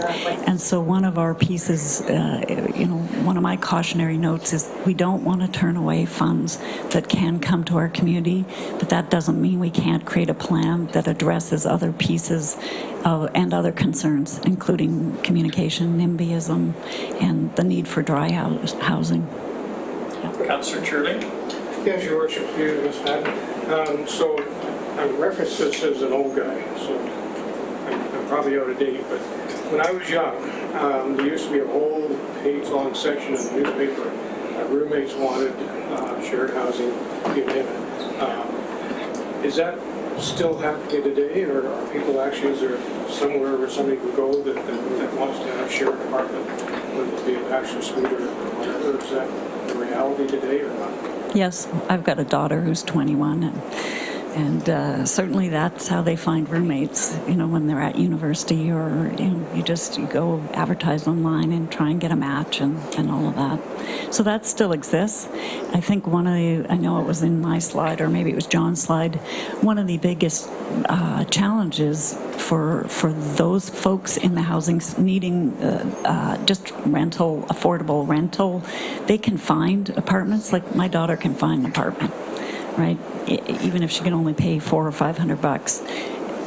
Other folks that we're talking about, if we're saying there's 500 people in the community who are homeless, yes, we counted 365 a year ago. If we're talking 500, there's a good portion of them that no landlord is ever going to want to rent to at this stage. And I know John and Dave have spoken to this over time, is that, even 5-6 years ago, there wasn't a lot of choice for landlords. And so they would rent to people who maybe weren't as they weren't educated all of the rest that my daughter is. And so that's part of the issue now, is landlords can pick and choose whomever they want. And so if you're presentable in whatever way that means, you can get housing and others not so. Councillor Bonner and then Councillor Martin. Thank you, Worship. Through you to Ms. Madden. What does that support look like that you were talking about a couple of questions ago regarding when people come to you, you don't have the support to send them to? What does it look like?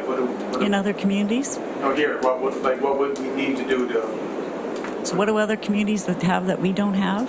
It's an array of affordable and supportive housing and a coordinated access system. And so that's one of the requirements in the new federal funding that we're managing as a CE, is creating a coordinated access system. And so there's different ways of looking at that, but in essence, right now, I would say people go to Salvation Army, they go to John Howard, they go to Leslie's at the Women's Center, they're talking to people in Island Health, they talk to City, they talk to me about resources and where to go. If they're looking, we can refer them to the shelters. Well, the shelters are pretty well all full, right? And so affordable housing, Jim Spinelli's shop, I mean, a lot of those apartments have been filled for decades with the same, and I know John referenced that. There's no incentive for them to move out into rental because why would you move when you've got an affordable, safe apartment? So part of what the change that we have to see happen on the ground in our community is more resources and a coordinated access system, which means moving people out of, if you get into supportive housing, then you move into affordable housing if you can, and then you go into market rent housing with a rent support and supporting you through that system. So those high, as Karen talked about at the end of the housing spectrum, most expensive supporting side, we want to move clients and folks through the spectrum, and those who will never be able to survive in market rent will stay in those in highly supported housing. And so we don't have a coordinated access system right now, and we don't have any place to move people to. And so what we've got on the ground is shelters full, services stressed to the max, and not able to deal with, not able to refer to people. And so that's the call from the coalition side, and certainly from the United Way side, is how do we bring all these players together and bring our siloed funds and energy and create a plan or move that action plan forward. And if you had your wish list, what would the city participation look like? Well, I think it's a political role, and that's either a mayor or a couple of council members, and certainly, I think city staff. There's a lot of smart planners on your team. I think they can go away, work with those of us who have others who have funding, Island Health, BC Housing, and come up with a strategy and recommend that. Councillor Martin. Thank you, through the chair, to Councillor Turley. As a person who, in the room, renting a room and sharing a room, I've had extensive experience the last couple of years helping people on low income. And even your average room, when I'm searching the internet, $600 to $700 a month. And I think that's because we're a university city, so there's a lot of rooms rented out. And even then, you have to come up with a deposit many times too. So just not low income. I just wanted to make one other comment to Dawn's piece. In terms of the city's role, I certainly know we've already been talking, Lisa and those of us on the coalition, around a robust communication plan to support the council and support those of the folks on the ground who are delivering services and operating the modular housing. And certainly that's something from the United Way side and the city side, we'd like to get that together as quickly as possible and have the resources to consistently communicate out around how we're moving forward and that we're actually have a plan and we're moving that plan. So I think that's a piece the city's got to look at, and I know you're hiring a manager of communications, and so when that person gets hired, they're obviously going to be we're going to meet with them pretty quickly and say, here's our draft plan. What, how can you play your role? Mr. Rudolph, today's goal was to, it's like the sequence of briefings that we've been giving council on subject matter. Today's part of that series. Last week, I think it was economic development and so on. In 2 weeks or so, I think we're having another session on a broader range of social issues, again, to get Island Health and others that are significantly invested in this type of issue, that side of the equation on the table. Simultaneously, council is working on its strategic plan and understanding where its various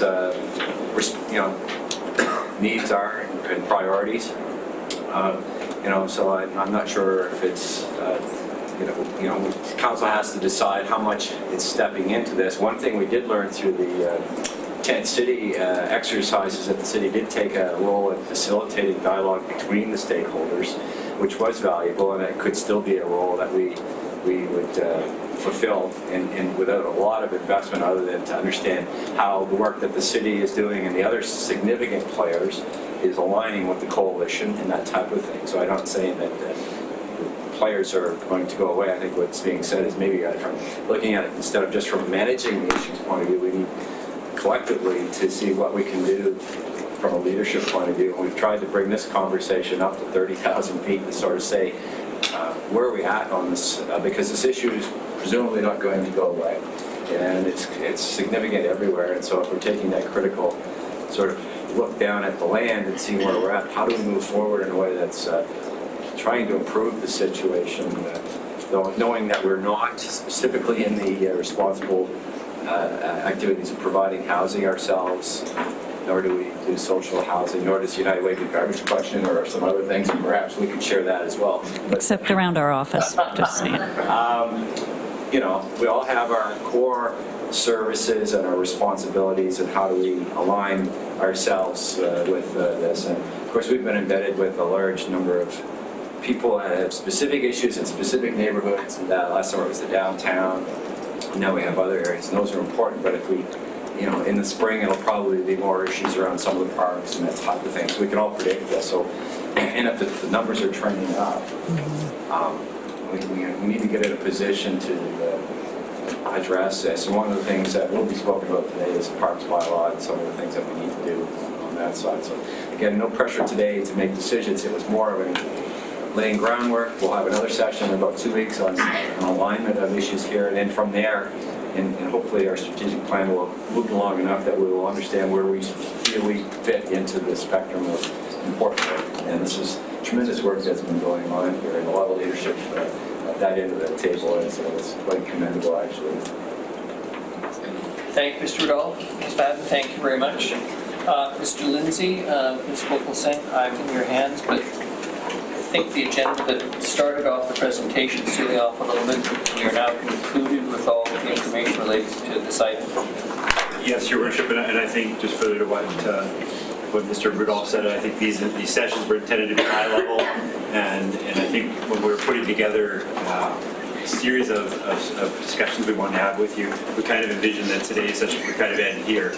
But I think the situation on the ground with our temporary modular housing and the interest in those sites, I think we want to turn on just a little bit further. So we have an additional report that you find attached to your agenda, which speaks, which Ms. Bolpolsky drafted, which speaks to that. And I'll let her introduce the next item and carry on. The reason I ask is we have a recommendation for a motion that we receive this report, and I was going to suggest, having consulted with the former principal of the class, that maybe a 10-minute recess would be appropriate. So if I can, I'm going to ask, firstly, thank everyone for the presentation so far. I think it's important, and I want to thank people who come today to listen. This is obviously an enormous concern for council and the citizens of this community of every level and every neighborhood. Having said that, if I can have a motion to receive the housing and homelessness report. Moved Councillor Thorpe, seconded Councillor Turley. Any discussion? All those in favor, thank you very much. Then I'm going to exercise the prerogative and declare a 10-minute, no more than 10-minute recess.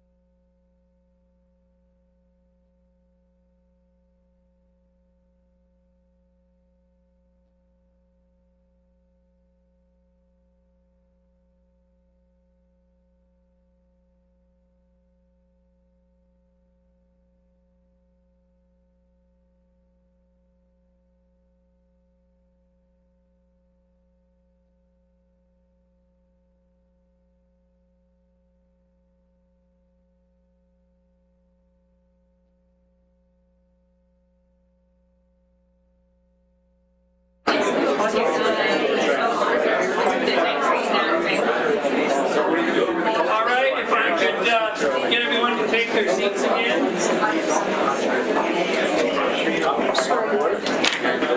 I'll talk about it later. I'll talk about it. I'll get back to you. Councillor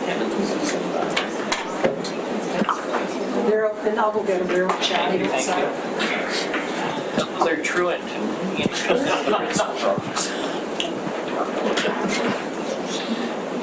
Bring back the strap.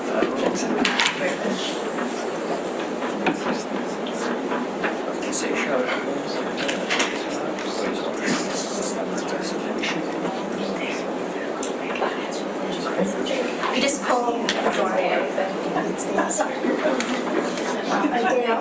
just tell them they need to pull the door, they're trying to turn the handle.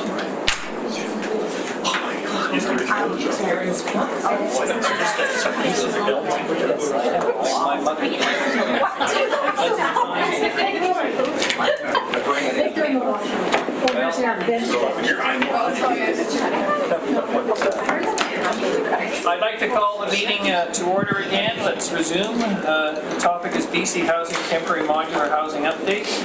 Ms. Bopal Singh, the floor is yours. Thank you. Thank you. So today we're going to give a brief update on the two modular housing sites that many of you are quite familiar with.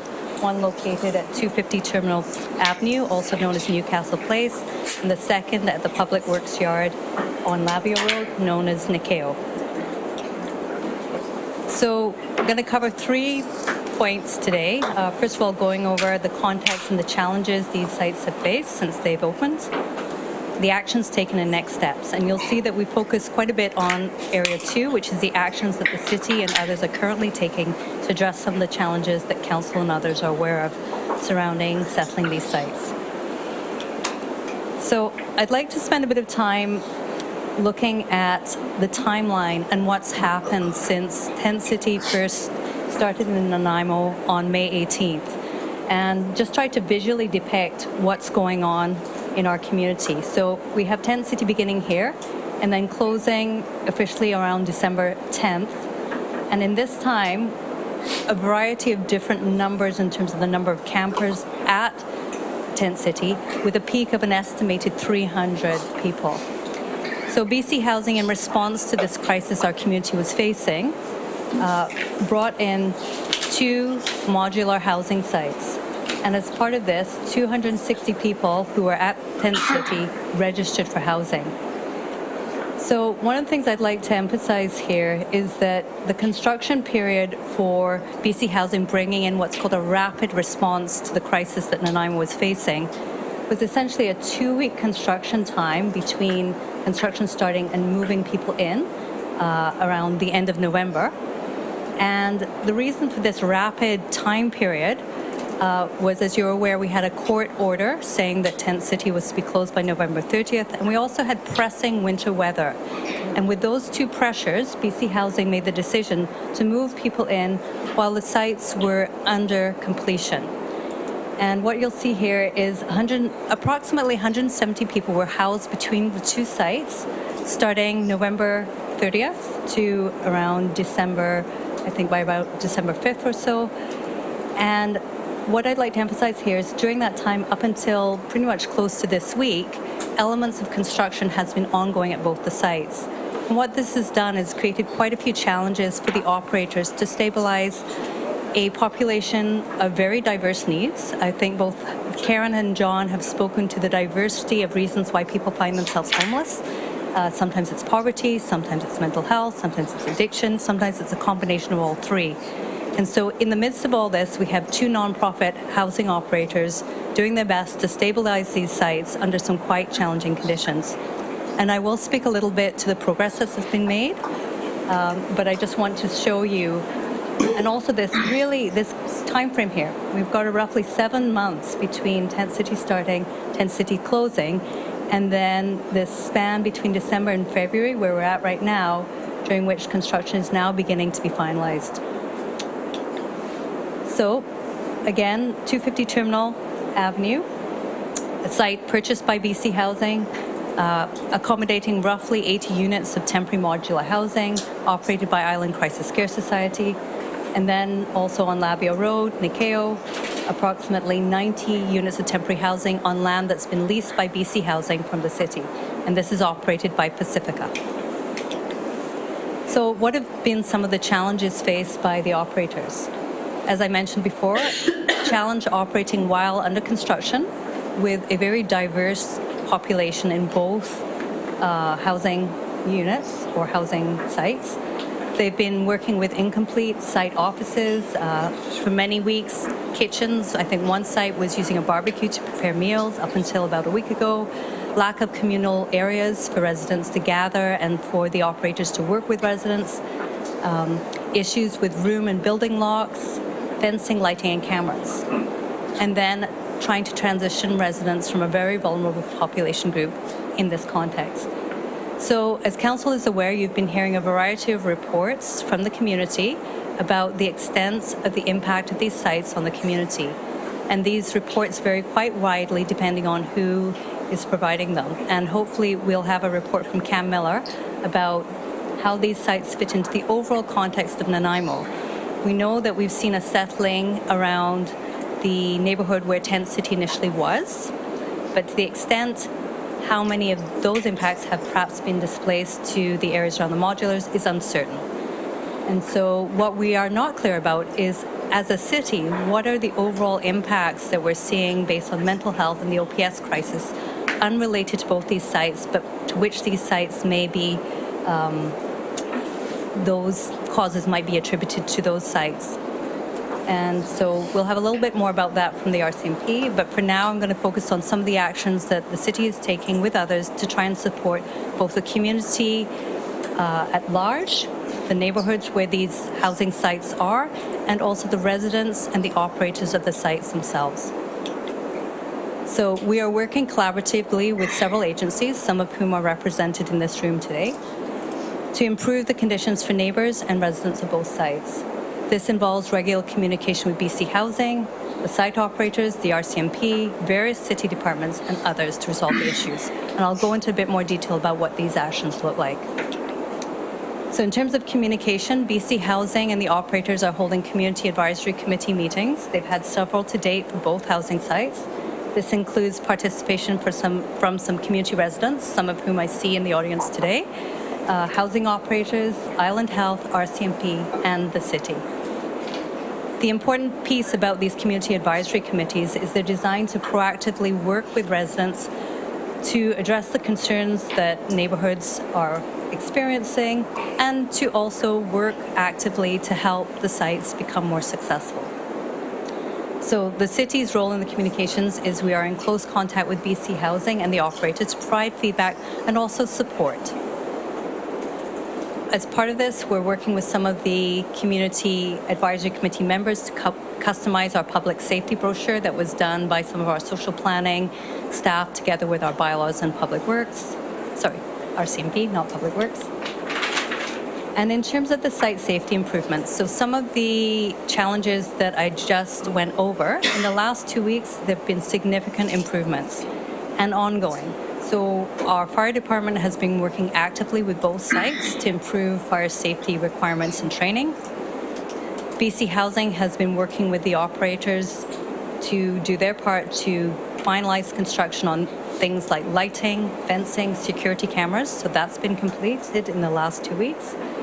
Building and site entrance security improvements, this is a big piece. There's still some ongoing work at Labio, but you'll notice at the terminal site, there's been some changes and additions to the way the site can be entered and the security and ability of staff to monitor and maintain visitors, and also for the security of the residents themselves. Security personnel has been strengthened, and there's been good dialogue between the RCMP and the security staff that have been hired by BC Housing to make sure they're in sync with supporting both sites. And then the staff themselves at both the housing sites have been working on improving their own training and their protocols. And this includes support from the RCMP as well in supporting the staff in working with some of the residents and the issues that they may have in terms of visitors to the site. The other positive too is that in both housing sites, members of the communities in both sites have established clean teams. And these are teams of residents who are volunteering to help clean up the surrounding neighborhood and actively work to improve the look of their own site internally, externally immediately, and also working with us to look at the surrounding neighborhoods. So, as I mentioned again, the clean teams have started their neighborhood cleanups, and some of you may have noticed them out in safety vests in the community. We have 24-hour staff contact numbers that we encourage community members to contact the operators directly to deal with any concerns that they may see that they feel could be dealt with by the operators. And one of the interesting and what I understand is not a typical thing that's underway is BC Housing working on a protocol agreement with the RCMP and the operators for sharing information in a proactive way that helps support the success of the residents in the site. So that's underway as we speak. And then another really key piece that is, I think, building on some innovation down in Victoria is planning has started for an integrated BC Housing outreach response program. So basically, this is looking at the surrounding areas. We know that a significant portion of people were not able to secure housing in these sites and remain homeless in our community.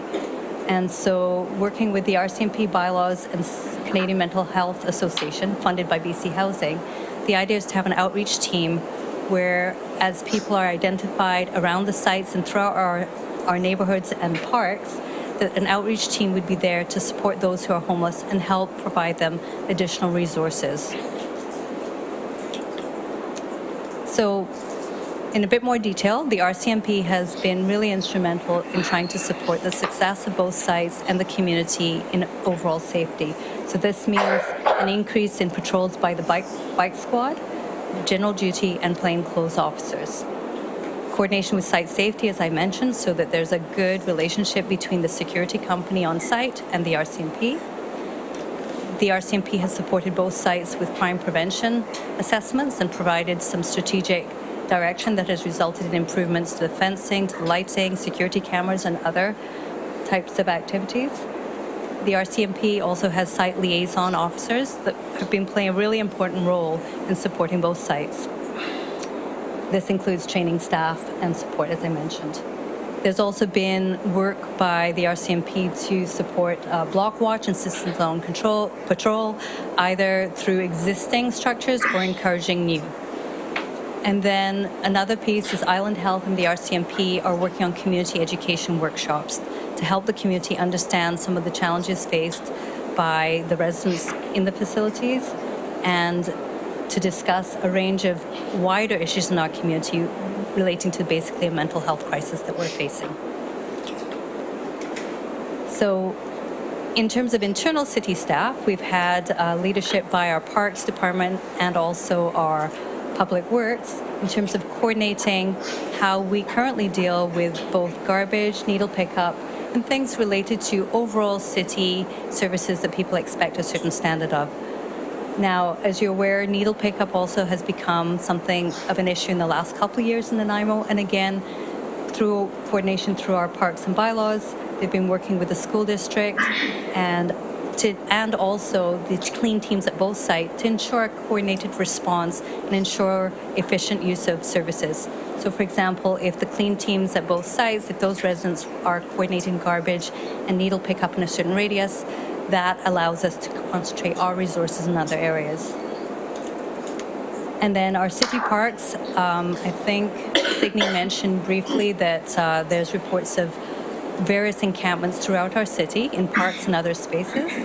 And so as part of that, Dave LaBerge will be discussing with you after I speak about a parks bylaw aimed at improving community safety and access to parks.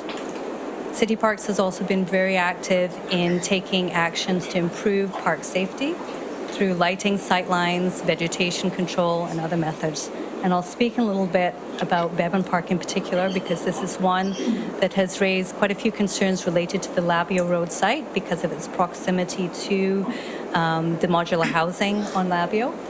And so City Parks and Recreation have been doing increased monitoring for safety and cleanup. They've been also participating and undertaking crime safety prevention aspects to look at how they can improve sightlines and lighting. And they've also been actively liaising with the different community groups that use Bevan Park. The RCMP have also been increasing their patrols in the neighborhood around Bevan, and again, working with Block Watch and System Patrol in those areas. The other important piece, and I think this is a piece and perhaps an opportunity to speak not just to the challenges, but also some tangible progress, is Island Health, Canadian Mental Health, and other providers have been providing daily support at both sites. This includes mental health care, addictions and detox supports, access to a range of community services, connections to employment and training opportunities, and this also includes transport to medical and counseling appointments.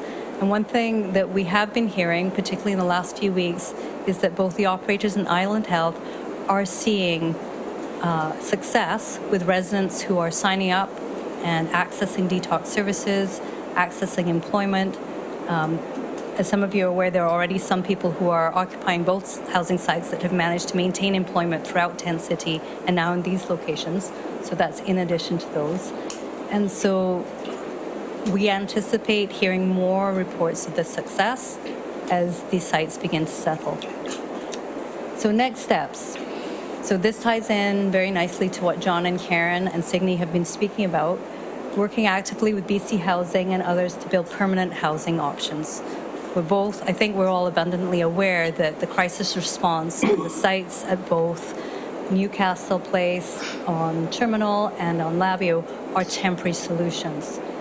And a key part of us moving forward to permanent solutions is collaborating with key agencies to implement both the Homelessness Action Plan and the Affordable Housing Strategy.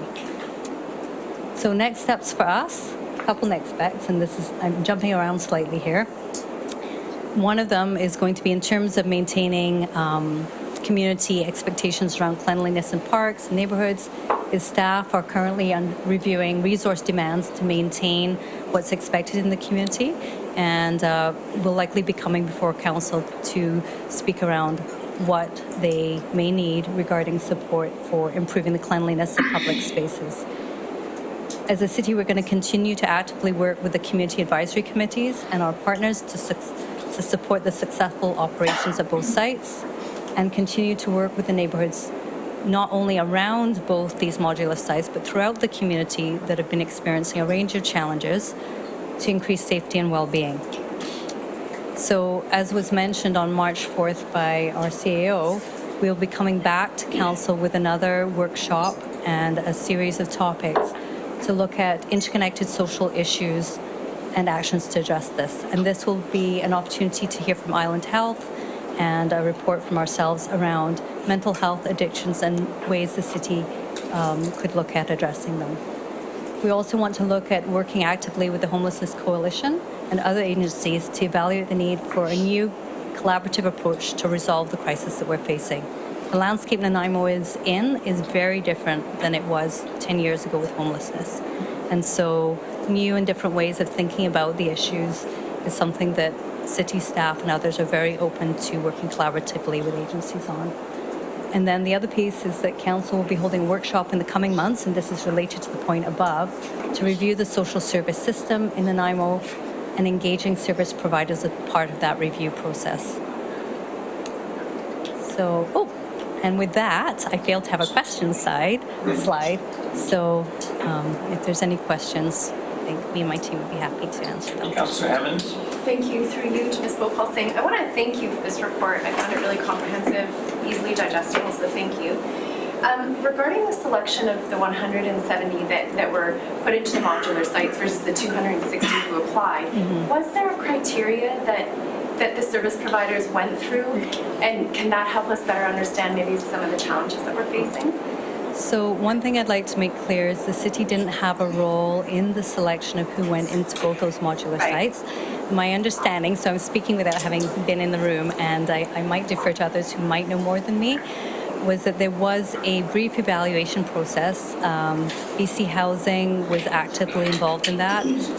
I believe, I'm going to look at Norma, Island Health had a role in that, and then both the operators.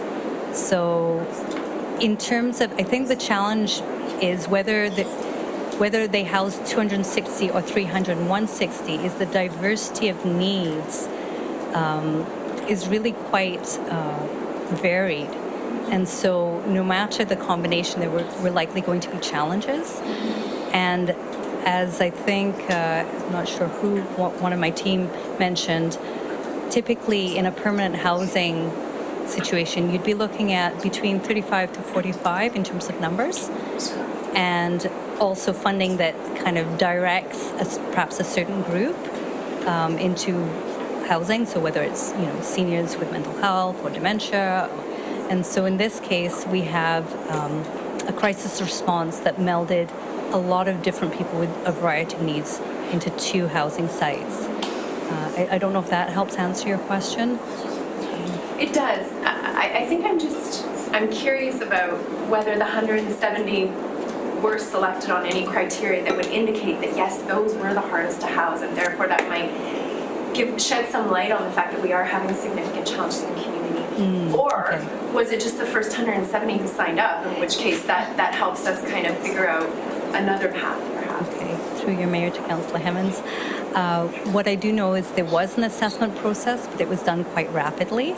I'm not sure if there's anybody from, I don't think we have anybody from BC Housing here right now to speak, but I think Ms. Madden and maybe Mr. LaBerge can provide some light here. Yes? I know what I heard was, one of the biggest challenges was that there were people, particularly women, who wanted to be housed and chose not to live weren't living in the tent city, and so they put their name for it, but at the end of the day they did not get a slot in the 2 sites.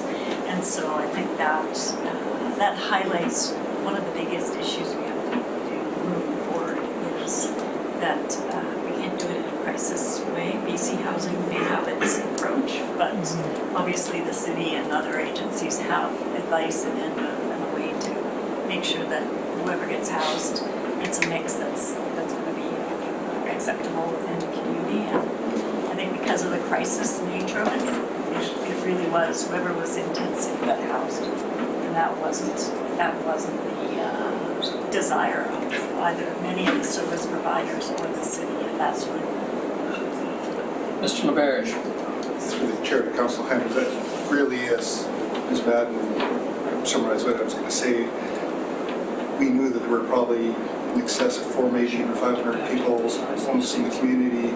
When the intake process took place, and BC Housing's priority was to transition people out of the tent city environment to the housing, so they were given priority over anybody else in the broader community.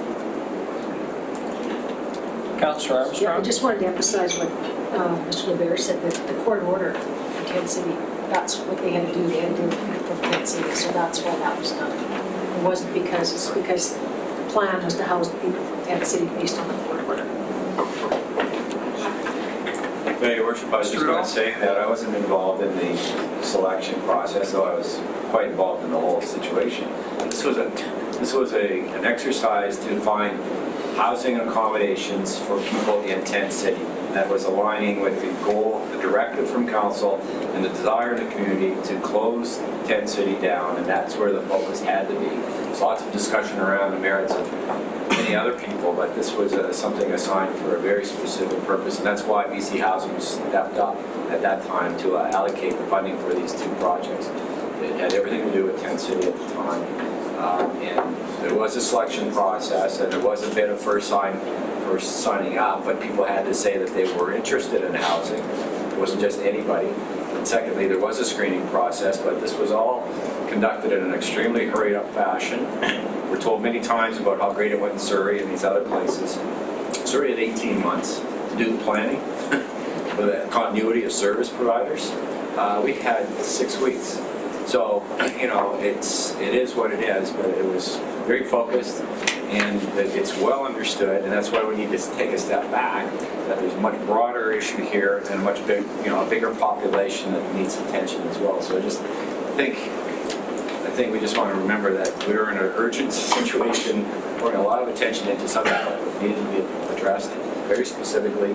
BC Housing did step up. They did their best to get these delivered in an extremely timely fashion, and took ownership of it, had people brought in specifically to coordinate the move, in its construction period, I think there's the robust part of it was at the beginning, so that graph might look better if it was kind of Yes, going that's down true. a bit because there's been smaller issues attached, and it sounds fairly, that we're at the end of that construction period, or the deficiencies, I call them, in terms of the sites. Thank you, Mr. Rudolph. Any further questions for Ms. Wilson before we move to Mr. LeBerge? Mr. Councilor Bonner. Thank you, Your Worship. And this may be just a question to anybody here.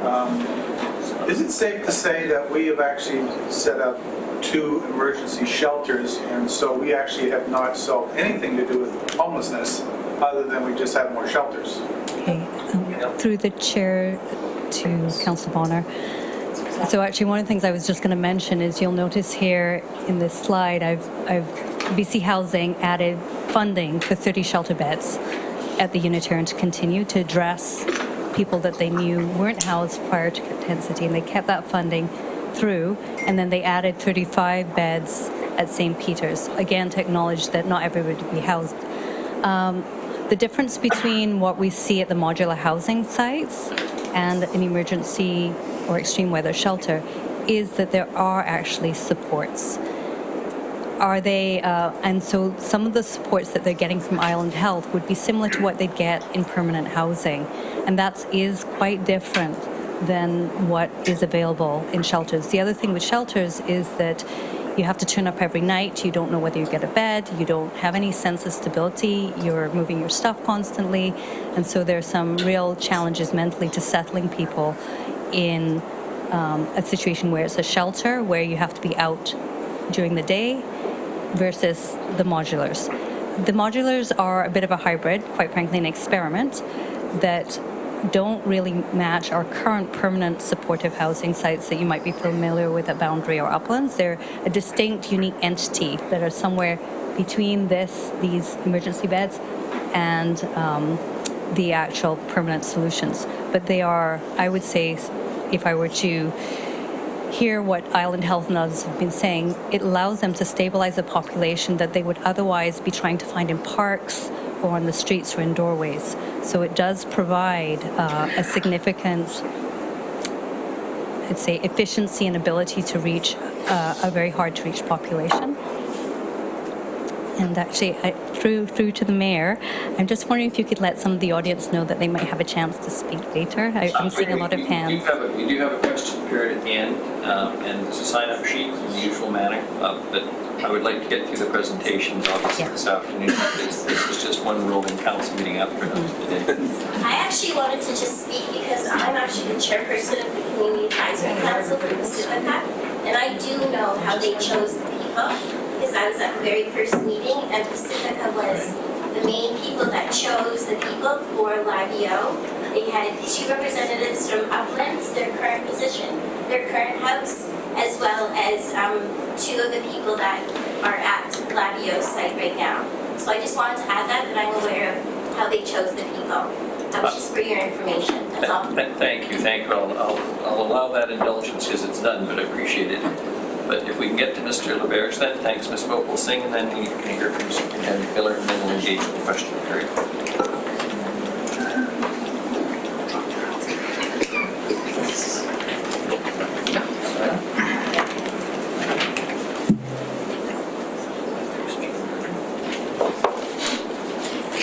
Afternoon, Council.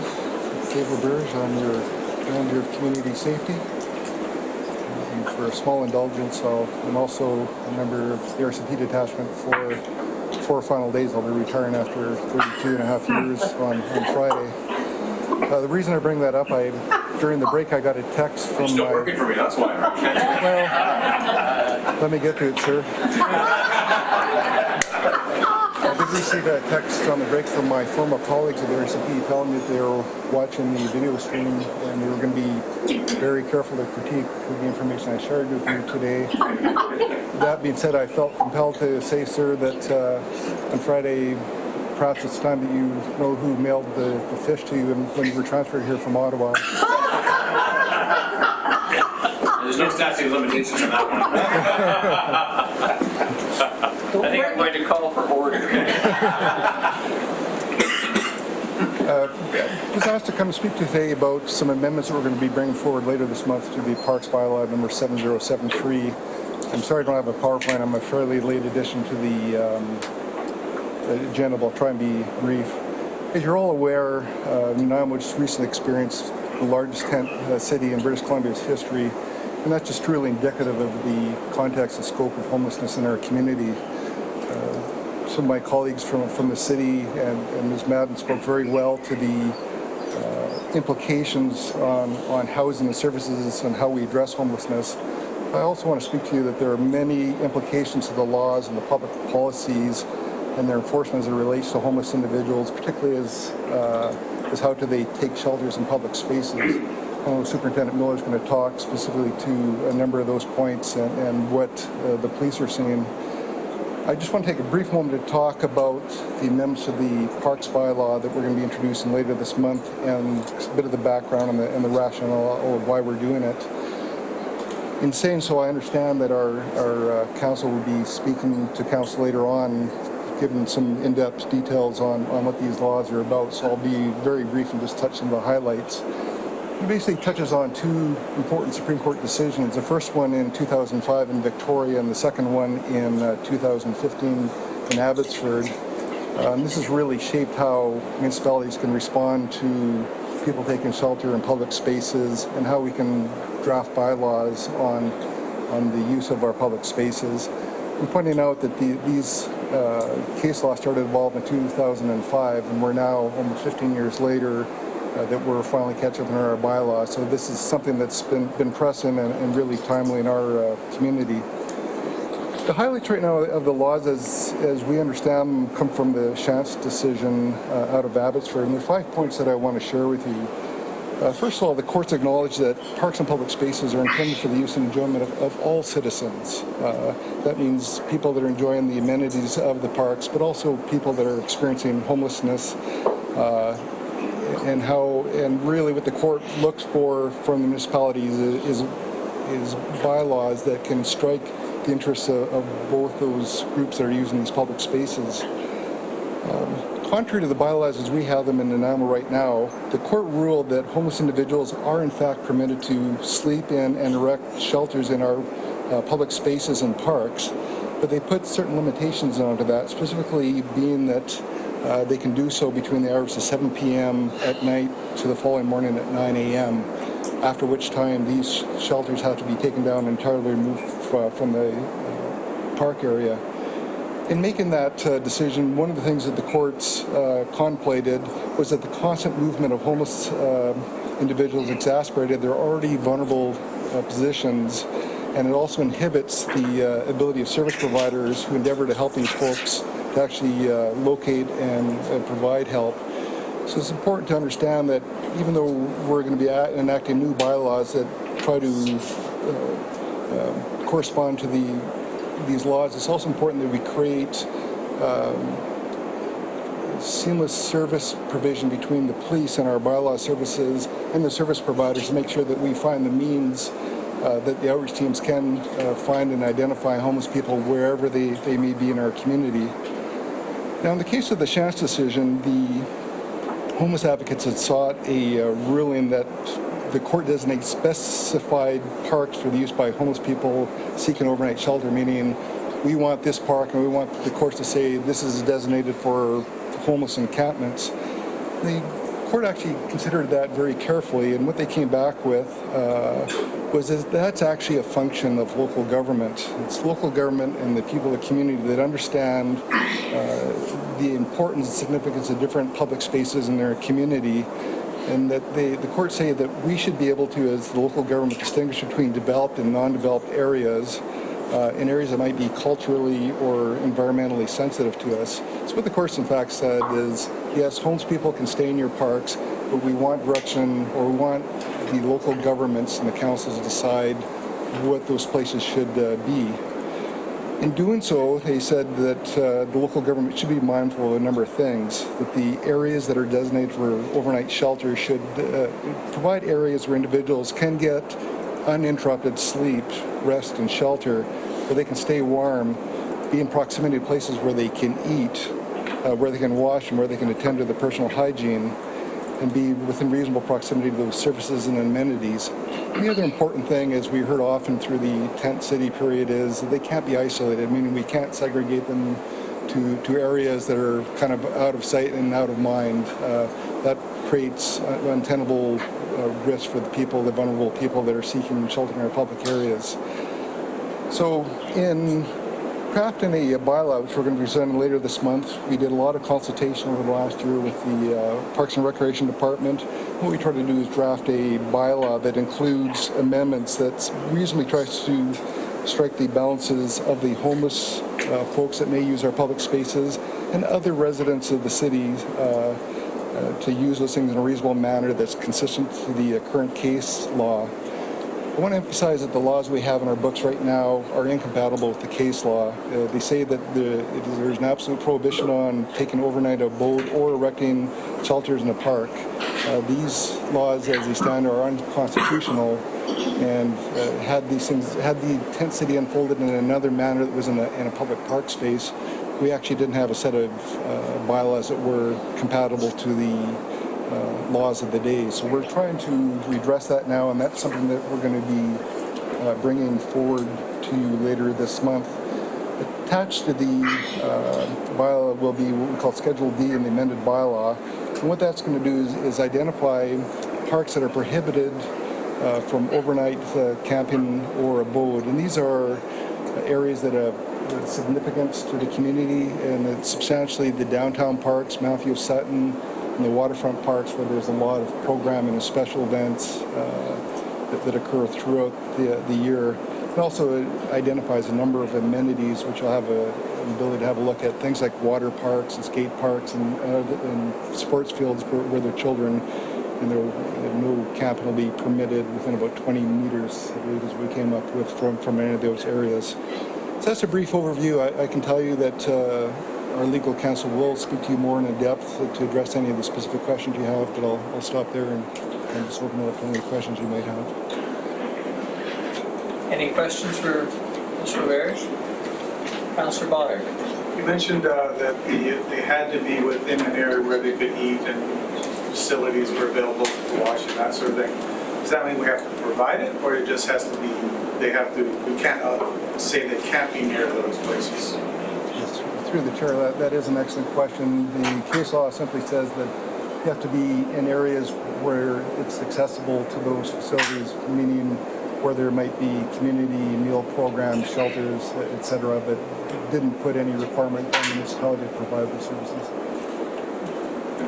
Because I remember when I was on canoe journeys and we were up in Comox, and there's like 6,000 of us there, but we were able to use the facilities, the parks recs at the pools to have showers and stuff like that.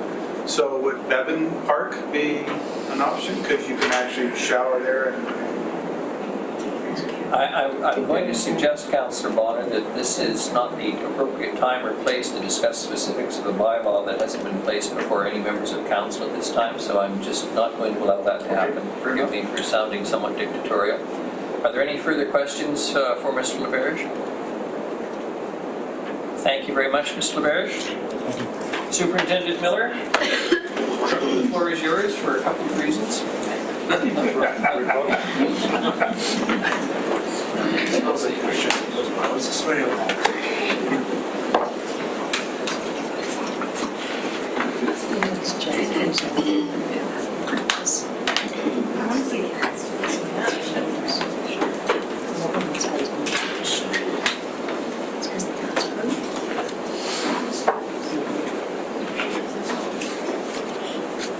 So good afternoon, Your Honor, Your Worship. So as you know, and for those who don't know who I am, my name is Cameron Miller. I am the superintendent in charge of the Nanaimo RCMP detachment. I'd like to start off by acknowledging that the RCMP recognizes we are on the traditional land of the Nanaimo people. I'd also like to, in addition to my presentation, I'd like to do another presentation this afternoon. Now, Mr. Laberge mentioned that he's pensioned out in 4 days after an illustrious career, and government, of course, thanks him for that. One of your, so do I, and that fish too. But another member of your council was also with the RCMP. Councillor Armstrong was with the RCMP for 35 years. And on behalf of the Commissioner of the RCMP and the Commanding Officer of E Division, I would like to present Councillor Armstrong, retired Sergeant Armstrong, with a 35-year medal for service to the RCMP in Canada.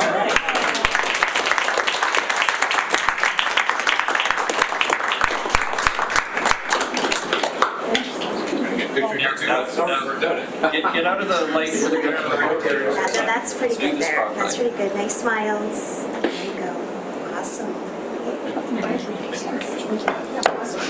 So these 35 years represents a great milestone for service to the community, to the country, and the RCMP doesn't hand those out lightly. That's 35 years of good conduct and excellent service, and I appreciate everything that Cheryl has done for the RCMP. So I'd like to start off by mentioning this presentation is unclassified. People often come to me within the community and councillors and saying, what are the police going to do about the homeless situation in Nanaimo? I start off by saying that homelessness is not a crime. Charter on Rights of Freedom very clear on this. The Constitution says people can go where they want, freedom of movement, freedom of assembly. And the Nanaimo RCMP will continue to work with all members of the community in a respectful manner to deliver first-rate policing, keeping our community safe. But I come back to the key thing here. Homelessness is not a crime. If people commit a crime, that's a police matter, whether they're homeless or housed. But homelessness is not a crime. Quick timeline, which Ms. Popestein already covered off some of this. So one thing, got to go back to March 2018, City Hall homeless camp. So they set up on the hall of City Hall. They took it down after the council of the day agreed to look at solutions. Nothing is happening in May of 18. Some activists cut blocks off One Port Place, set up a homeless camp. In August of 2018, at the same time the Prime Minister and Cabinet were here for a retreat, there was homeless/anti-homeless protest in Nanaimo. Tactical troop was involved, tempers flared. There was a few arrests on that one. Nobody was hurt. But it was a boiling over point in the community, and we were aware of this, and our job is to ensure public safety, and that's what we did. In 2018, October, Rutherford School occupation. So a group of activists took over school saying, hey, we need a place to stay. They broke in, committed about $100,000 of vandalism, and 22 hours later, RCMP Tactical Troop took over the school and returned it back to the school board. November, December of 18, opening of the terminal and the Labio temporary sites. And in December of 18, the end of the Port Place homeless camp. So that pretty much takes us to our timeline. I want to look at our current situation.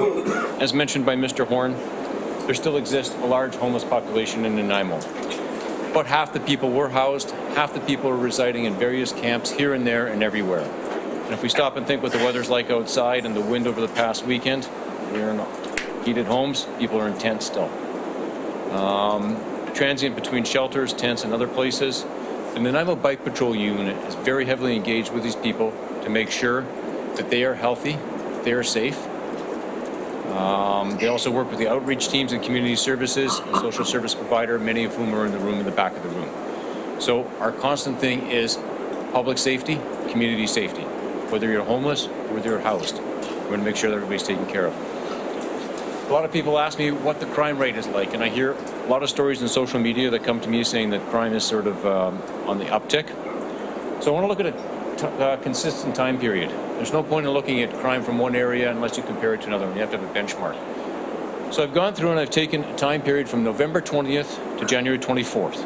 So 3 separate years over basically a 2-month period. So 16, 17, 17, 18, and 18 to 19. So the first thing I want to look at is what the overall crime rate in the city of Nanaimo is. So this encompasses everything. And you can see here, calls for service within the city of Nanaimo from those time periods. From 17 to 18, you see a 9% increase. And from 18 to 19, you see a 10% increase. So you can see 6,900 calls from that time period in 2016, 7,517, and 8,215. So this is partially consistent with an increased population because Stats Canada said our population has increased by about 8%. So that's almost in line with those numbers there. It's probably higher than I would like, but that's what we're getting. Now these are calls for service. This isn't necessarily crimes. This could be somebody reporting a missing child. This could be a domestic assault. It could be a break-in. It could be found property. All right, these are calls for service. It could be a drop 911 call because we get those and we record those. I want to look at the various sites now, and before we start off, it's good to set a benchmark of what the area is. So I'm going to talk about the area around Lavio Place. So when we went through police files in our record system, we looked at basically that area surrounded in red for calls for service in the Lavio area around the Lavio temporary housing. I've highlighted Nanaimo City Public Works, and there's a BMX park there as well that people are familiar with in that area. And the calls for service in proximity to that area, you can see in 2016, which is our benchmark, was 816. 898 in 17, and then 1437 in 2018. So 10% increase followed by 60% increase. Once again, I want to highlight that these aren't necessarily crimes. The number of block watch communities we have set up in these areas, we're encouraging people to call in. So people now may call in and say they see somebody walking down the road pushing a shopping cart. Is that a crime? No. But this would not have been reported a year ago or 2 years ago. So we're seeing a lot of things like that. So this encompasses all the calls for RCMP service in that area there. Going to look at the Newcastle Place now on Terminal. And once again, setting a benchmark for what area we're referring to for police statistics. And we can see here calls for proximity in Terminal Avenue from November 20th to January 24th of each of the specific years. And you can see the numbers, 843 to 935, which is 11% increase, and then 935 to 1429, which is a 53% increase. So once again, calls for service, and I've highlighted what those could be and what those are. Whether it's people walking around, suspicious occurrence, or something, or actually a crime.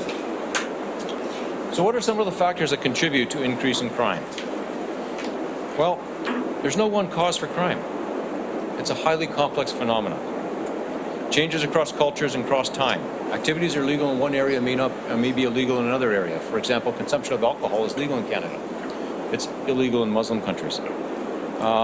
Behaviors that once were criminalized are no longer criminalized. We saw in October of last year, marijuana became legal.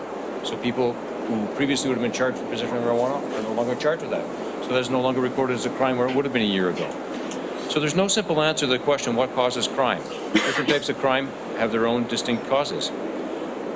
What we do know is that all crimes are committed for financial gain, with the exception of crimes of passion. So anytime somebody does a crime, they're looking at for financial gain with the exception of crimes of passion.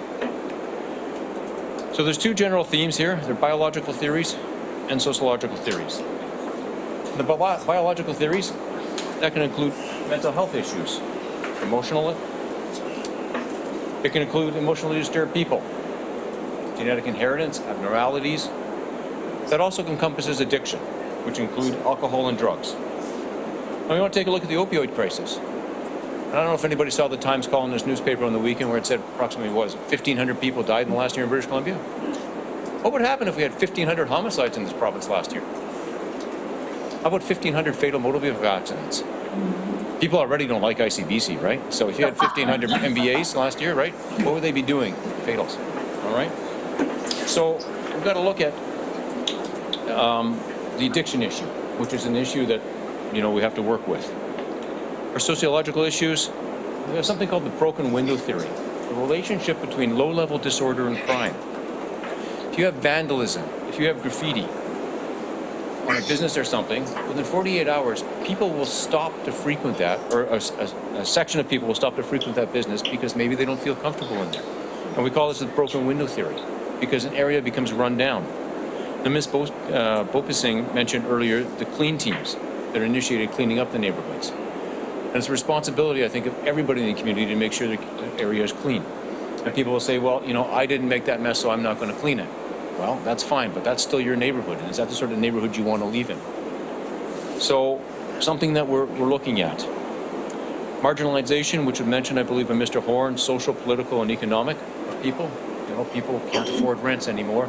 And Ms. Madden covered off that the United Way is also looking at helping people with respect to maybe tying over for a couple of months if they're economically marginalized, can't afford their rents. And this comes back to the homeless. And of course, our biggest one is crimes of opportunity. So, with respect to crime, we have three elements. You've got ability, you've got desire, and you've got opportunity. There's always going to be ability because there's always going to be criminal. All right, to go back to biblical times, there's always been bandits out there. Desires, they want to steal something. The one thing that we have control over is the opportunity.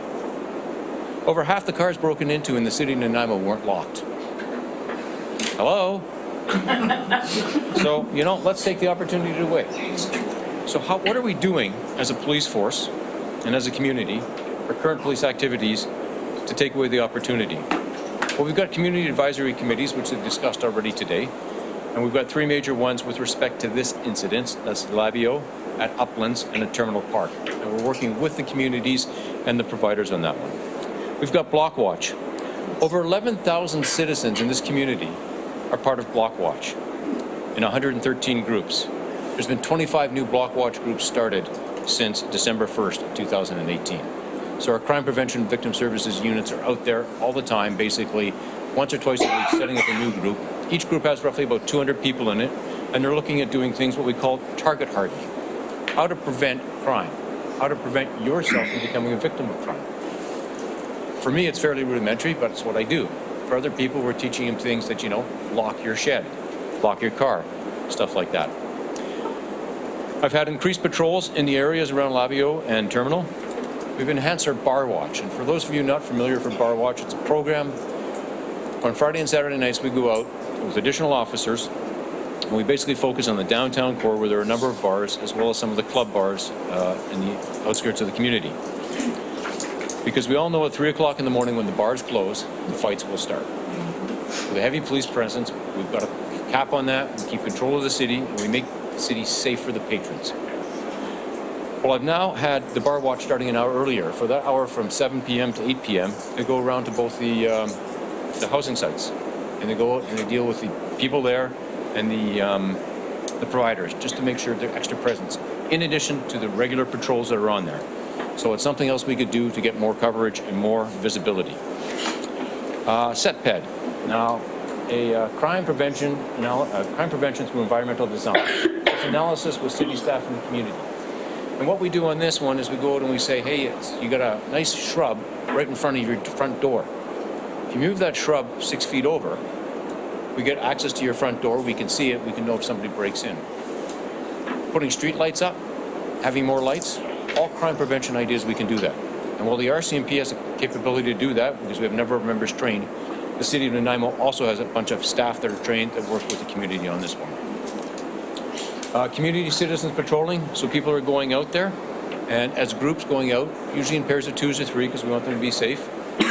But I've got to stress to every member of the community, it's okay to patrol, and when you see something, you call the police. One thing we will not accept or tolerate is vigilantism, all right? Because if people go out and do that, they're going to end up on the wrong side of the law, which isn't going to help anybody. Some of the other activities we're doing, I have dedicated officers reviewing all the files for both the Terminal Road site and the Labio site. So one officer deals with everything, so one single point of contact, but all the files that come in are routed through a queue to that individual so they can look for trends and other things. Ongoing relationship with Island Crisis Care Society, Pacifica Housing, and BC Housing. The relationships are helping to establish protocols that will enhance the safe operation of the complexes, because I don't think there's anybody that doesn't want to see these succeed.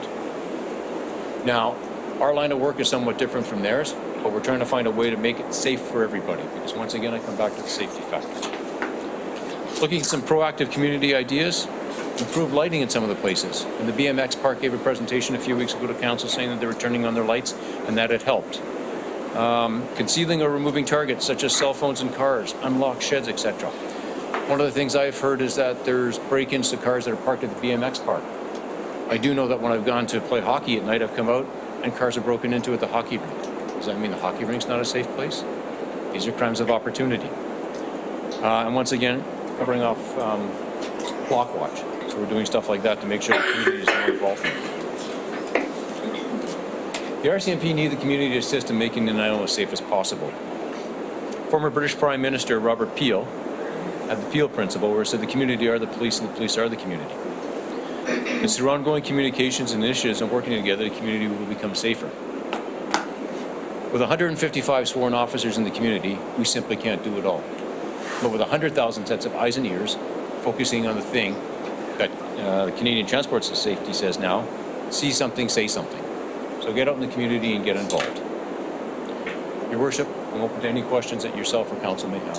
Thank you very much, Councillors Bonner and then Gusselbrock. Thank you, Your Worship. Through you to our delegates. Did you, in your crime statistics and calls that you were getting, did you notice them go down once the tent city had closed down in that area? So, let's get back here. So overall, you can see the trending up for the whole community as a whole. And I'm just trying to extrapolate from your question, you're talking about in the area of One Port Place? Yeah, in that area. Did they go down and the other ones went up? Yeah, so we did see a distinct drop in crime statistics in that area. And one of the things we did see is overall downtown core as a whole is in better shape than it was before the tent city. There's certain areas that aren't as good, but the downtown where we actually have a lot of people sleeping in the porticos on Commercial Street and whatnot, a lot of that's gone now. And we're not seeing as many people in the parkades as we did a year before. So we are seeing that, some of these complexes are housing with regards to that. We're seeing other areas on Wesley Street and whatnot are a bit rough at the moment, but we're continuing to work on that. But yeah, so it was a bit of a migration. Councillor Gusselbrock and Councillor Armstrong. Through the chair to Superintendent Miller. I'm curious just if you have statistics on this, but what percentage of property crime would you say is drug related? So with respect to a property crime that's taking place, I can't answer what is related to drug crime. Somebody breaks into a house and we catch them, a month later or even that same day, they're generally not going to say, we've done this to fuel our habit, whether it's a debt, whether it's to fuel something else, a trip they want, or whether it's for other legal activities. I'm not sure. Anecdotally, I can say probably a lot of it is related to drugs, but we don't have a specific percentage with respect to that. To the chair, I guess the point I'm trying to get at is that as long as we have an opioid crisis and heroin, fentanyl is illegal, it seems to me that there's no way out for people who are rock bottom to avoid property crime unless we drastically change our direction. That will constantly be trying to make the community safer and have policing and tell people to lock their doors, but it's not going to do anything unless there's a change around that. I'm just curious what your thoughts on that, because it seems to be a dramatic problem that we're not really getting down to the issue. So I think one of the issues and one of the ways maybe to look at that is with our partners from VHA with respect to once you become addicted to something, it's obviously an addiction and there's a chemical alteration within your brain. So that now becomes a medical problem. And VHA is the ones who probably can help with respect to that and treatment, long-term treatment and rehabilitation of people with that. And something like the methadone program has proven successful for people who are willing to participate in it and be administered into that. Thank you. Councillor Armstrong. Thank you. Through you to Superintendent. If we hear again, it's Facebook, it's not gossip, rumors, all that kind of stuff. But if somebody is identified as committing a crime that is coming from that one of the housing facilities, is there a mechanism in place to deal with that with the providers? Like, is there sharing of information between the police and that? Sure. So, if we get somebody in one of these housing complexes, let's say he or she has a warrant for their arrest. So we could go execute the warrant for the arrest. And obviously, a warrant for arrest is a public document. So we go arrest that individual and they're seeing taking him out. They're asked why. We explain there's a warrant for arrest. It would be then up to the housing provider to determine what they wanted to do going forward with those individuals. That's not an RCMP. No, I'm thinking more along the lines that, rumors are, and I've heard it confirmed from some officers that there's drug trafficking going on at a certain area. There's a chop shop in one of the rooms. So if that's confirmed information, I would expect there's a mechanism for that person to be evicted if they're doing criminal activity on the site. So once again, that would come down to the... Okay. So it's the site. But are you allowed to share that? Well, obviously it's on site. Never mind. Got it. Thank you. Councillor Gusselbrock again. To the chair, I guess that would be the question, just following up on Councillor Armstrong's question, and maybe it's not specifically for you, but if somebody could answer that, do we know what BC Housing's and the service providers process is for, say, if there is somebody that is selling drugs out of facility. What? Ms. Opal-Singh, maybe you want to respond to that? Through the chair to Councillor Escobar. Sorry, it's a little low, I don't know if everybody can hear me. That very discussion is ongoing between BC Housing and the housing operators. It's certainly a conversation that city staff have been having with the operators about how, but we don't have, obviously as city staff, we don't have a say in that. And so part of this also speaks to the protocol agreement that's is currently being developed between BC Housing operators and the RCMP to look at how they can facilitate safety of the residents inside, including addressing some of the problems you're talking about, and also working between the operators and the RCMP, looking at how the operators manage their agreements, the tenancy agreements that are in place between the residents and to uphold their tenancy. So that is being worked on, and I'm not sure what the timing is on the protocol agreement piece.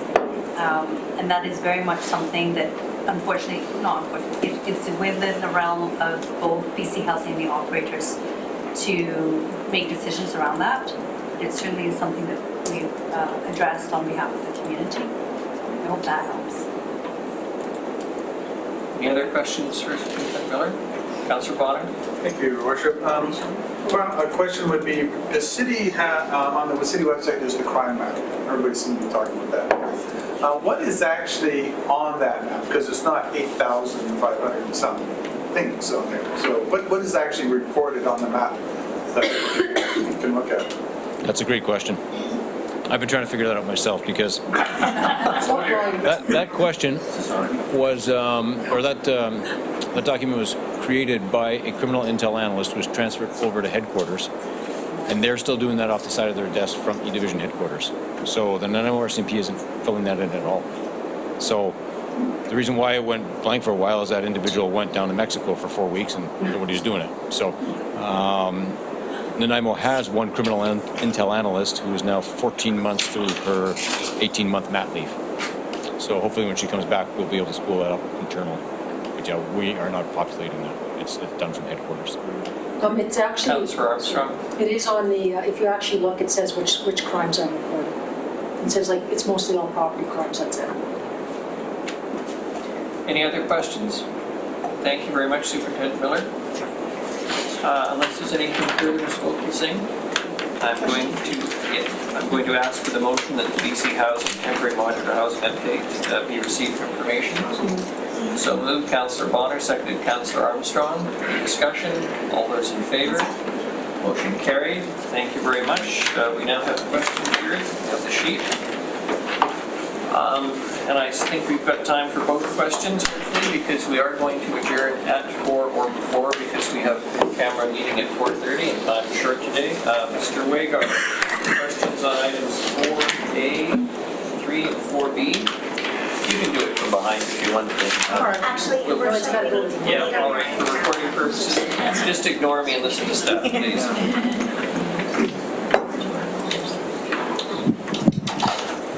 Thank you. Thanks for having this very informative meeting. Mr. Horn mentioned the day use drop-in center briefly.